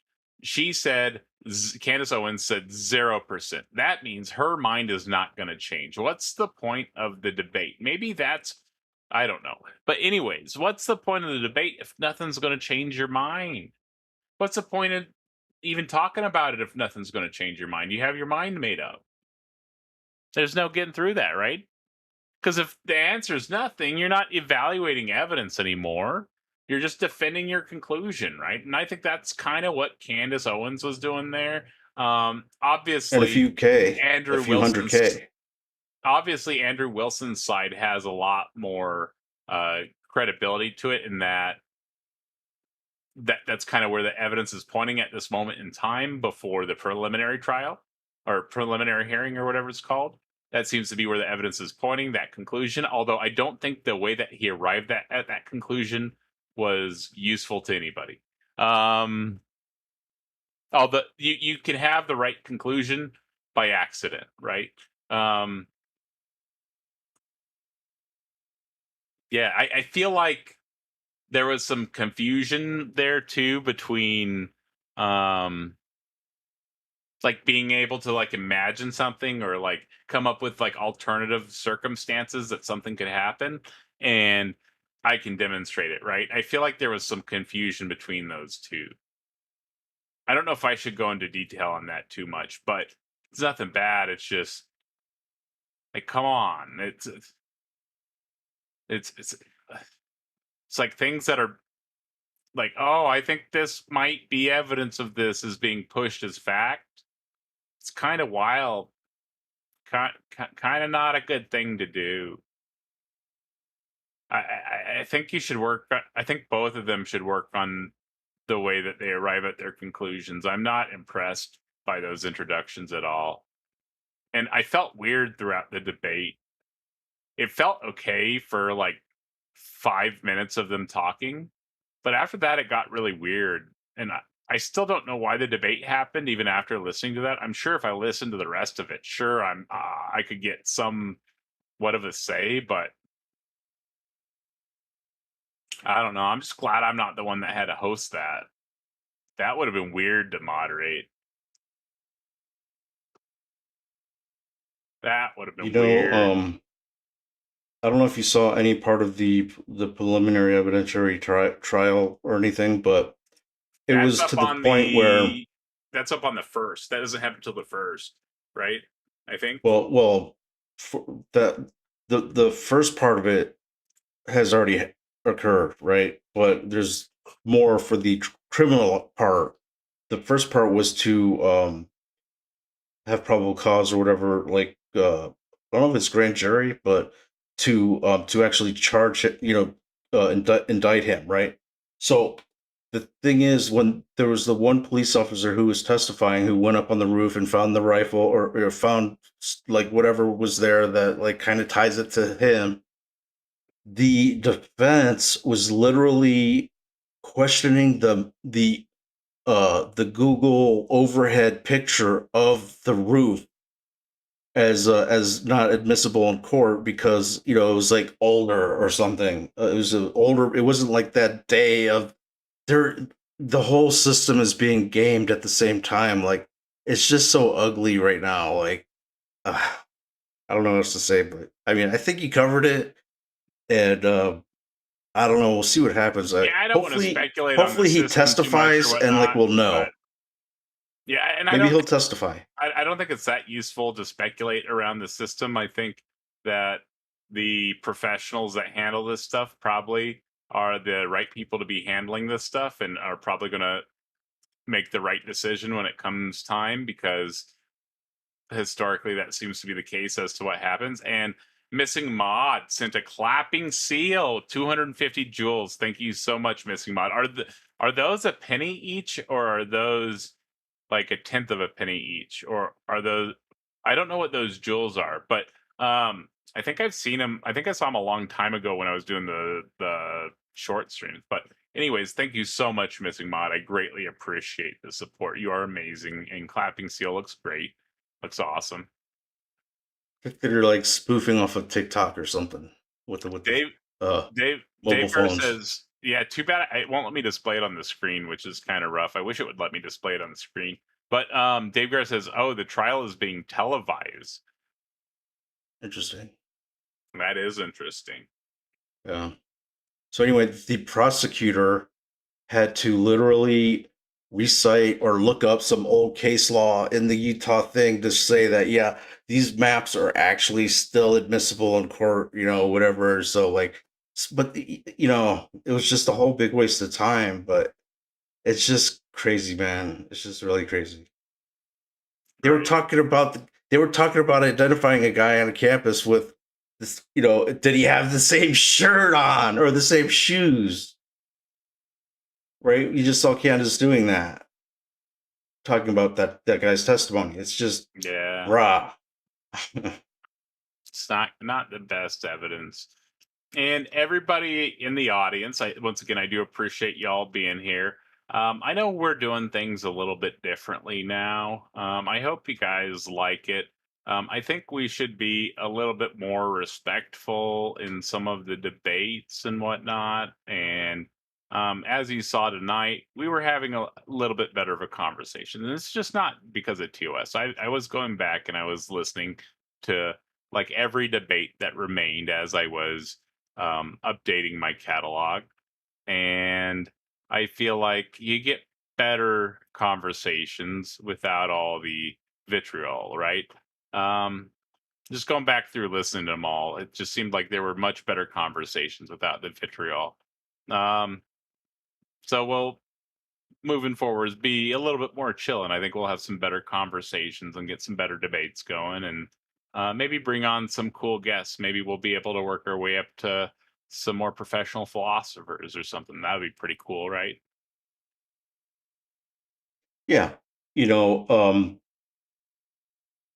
The Christians love to eat themselves up and spit themselves out, like, on these kind of channels or whatever that are Christian channels. So, like, I think if we could just on our side, just step up a little bit and hang out over here, like, I think we'll be okay, So I know I'm gonna try and do my best. So Yeah, well, and yeah, I love I it over do here. So appreciate you, DeFreak. You're always fun to have around. You're definitely a goofball, but so am I, and so is a lot of other people in the community.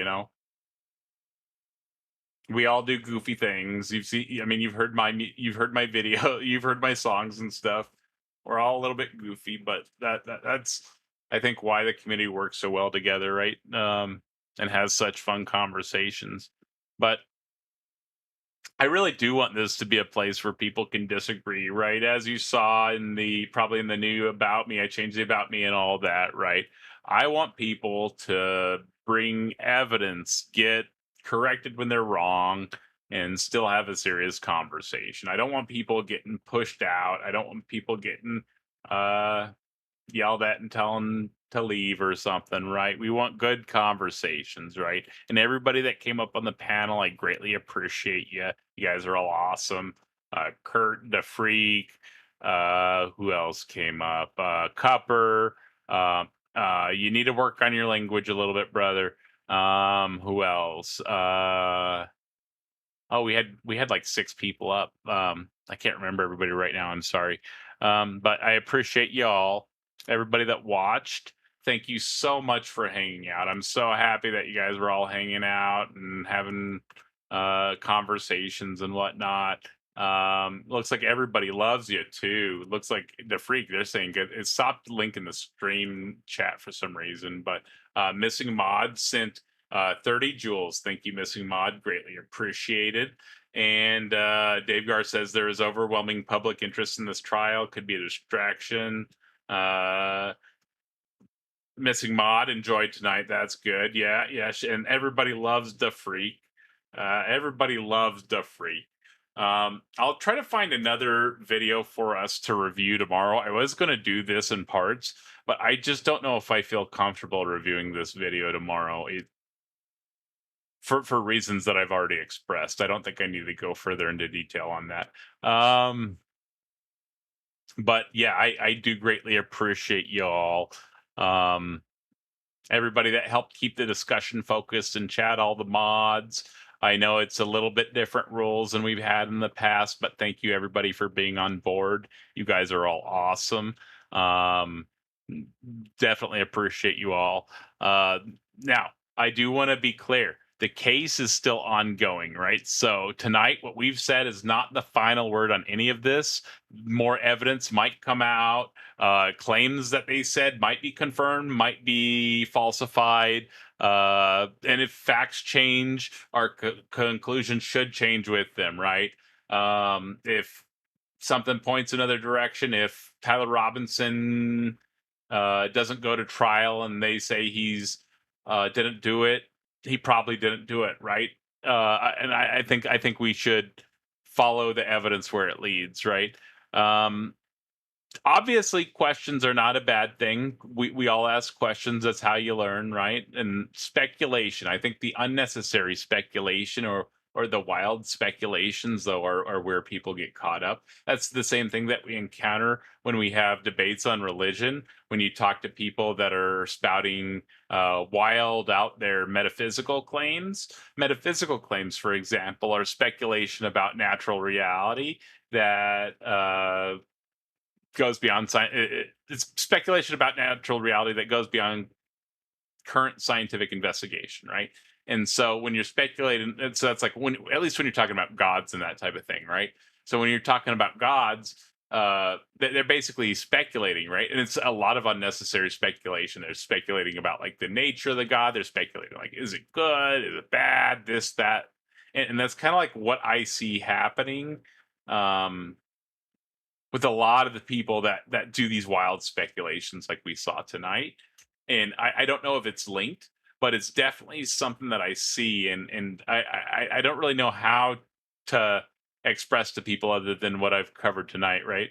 Yeah, and Dave Gar says nothing on this channel should be considered legal advice. That's a wonderful, wonderful point, Dave Gar. Thank you for that. Thank you, sir. That's a wonderful, wonderful thing. Now, I have been going to bed much earlier. My little guy's in school now, so I'm not. I have to be up by like early afternoon, so it's not gonna be until 8 a.m. anymore. People, I hate to break it to you. I was having fun doing the 8 a.m. thing, but I can't do it anymore. I gotta be up a little bit earlier, guys. So I'm gonna be trying to.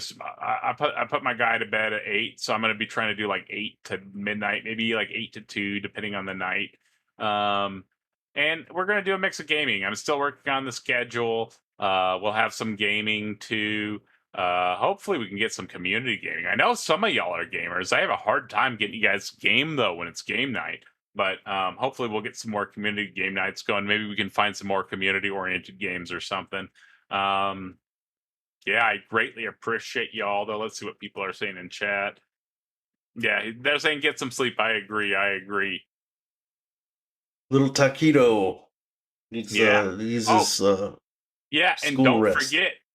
forget to get your taco memberships. They have some real benefits now. Don't forget to get those taco memberships. But I greatly appreciate you all. Thank you all for hanging out. You guys are all awesome. I appreciate y'all. It was spectacular to see y'all again. I really don't want to go, but I was planning on reviewing this debate a little bit longer. I was going to go a couple hours longer, but I just don't feel comfortable with this debate. Hey, you know what?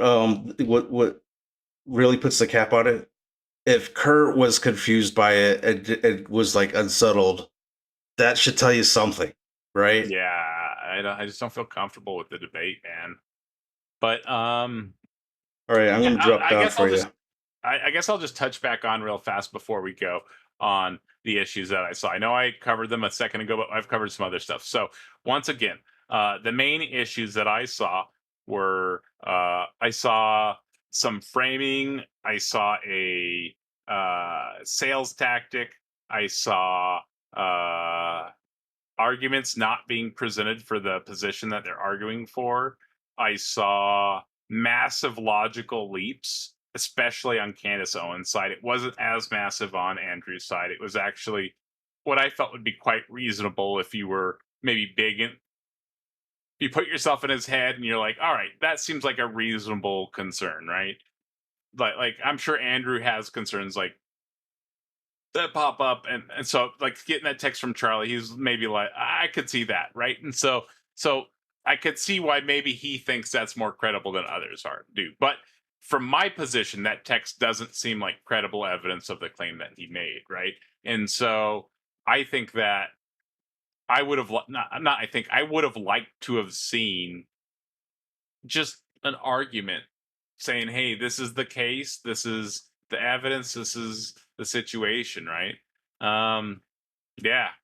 But anyways, examine the evidence. I appreciate you all. You all have a spectacular evening. I will see you all tomorrow. I don't think I'm going to be streaming 7 days a week again. That is exhausting. Exhausting. And I need to do shorter streams because I need to talk more, apparently. And so that's fine. It's cool. It's just hard to talk for 8 hours. So it's probably going to be closer to like 4 or 5 hours, 6 hours, right? But that's cool. That's cool. It's perfect timing. Gives me a couple hours to edit, you know. But you guys all have a wonderful, wonderful morning. I appreciate you all hanging out. Everybody, I know this was not the best debate topic, and I know it was very, very sensitive topic to discuss, and I appreciate you all being very calm and collected and respectful during this discussion. You all have a wonderful morning. Let me make sure I didn't miss any messages that I need to read real fast.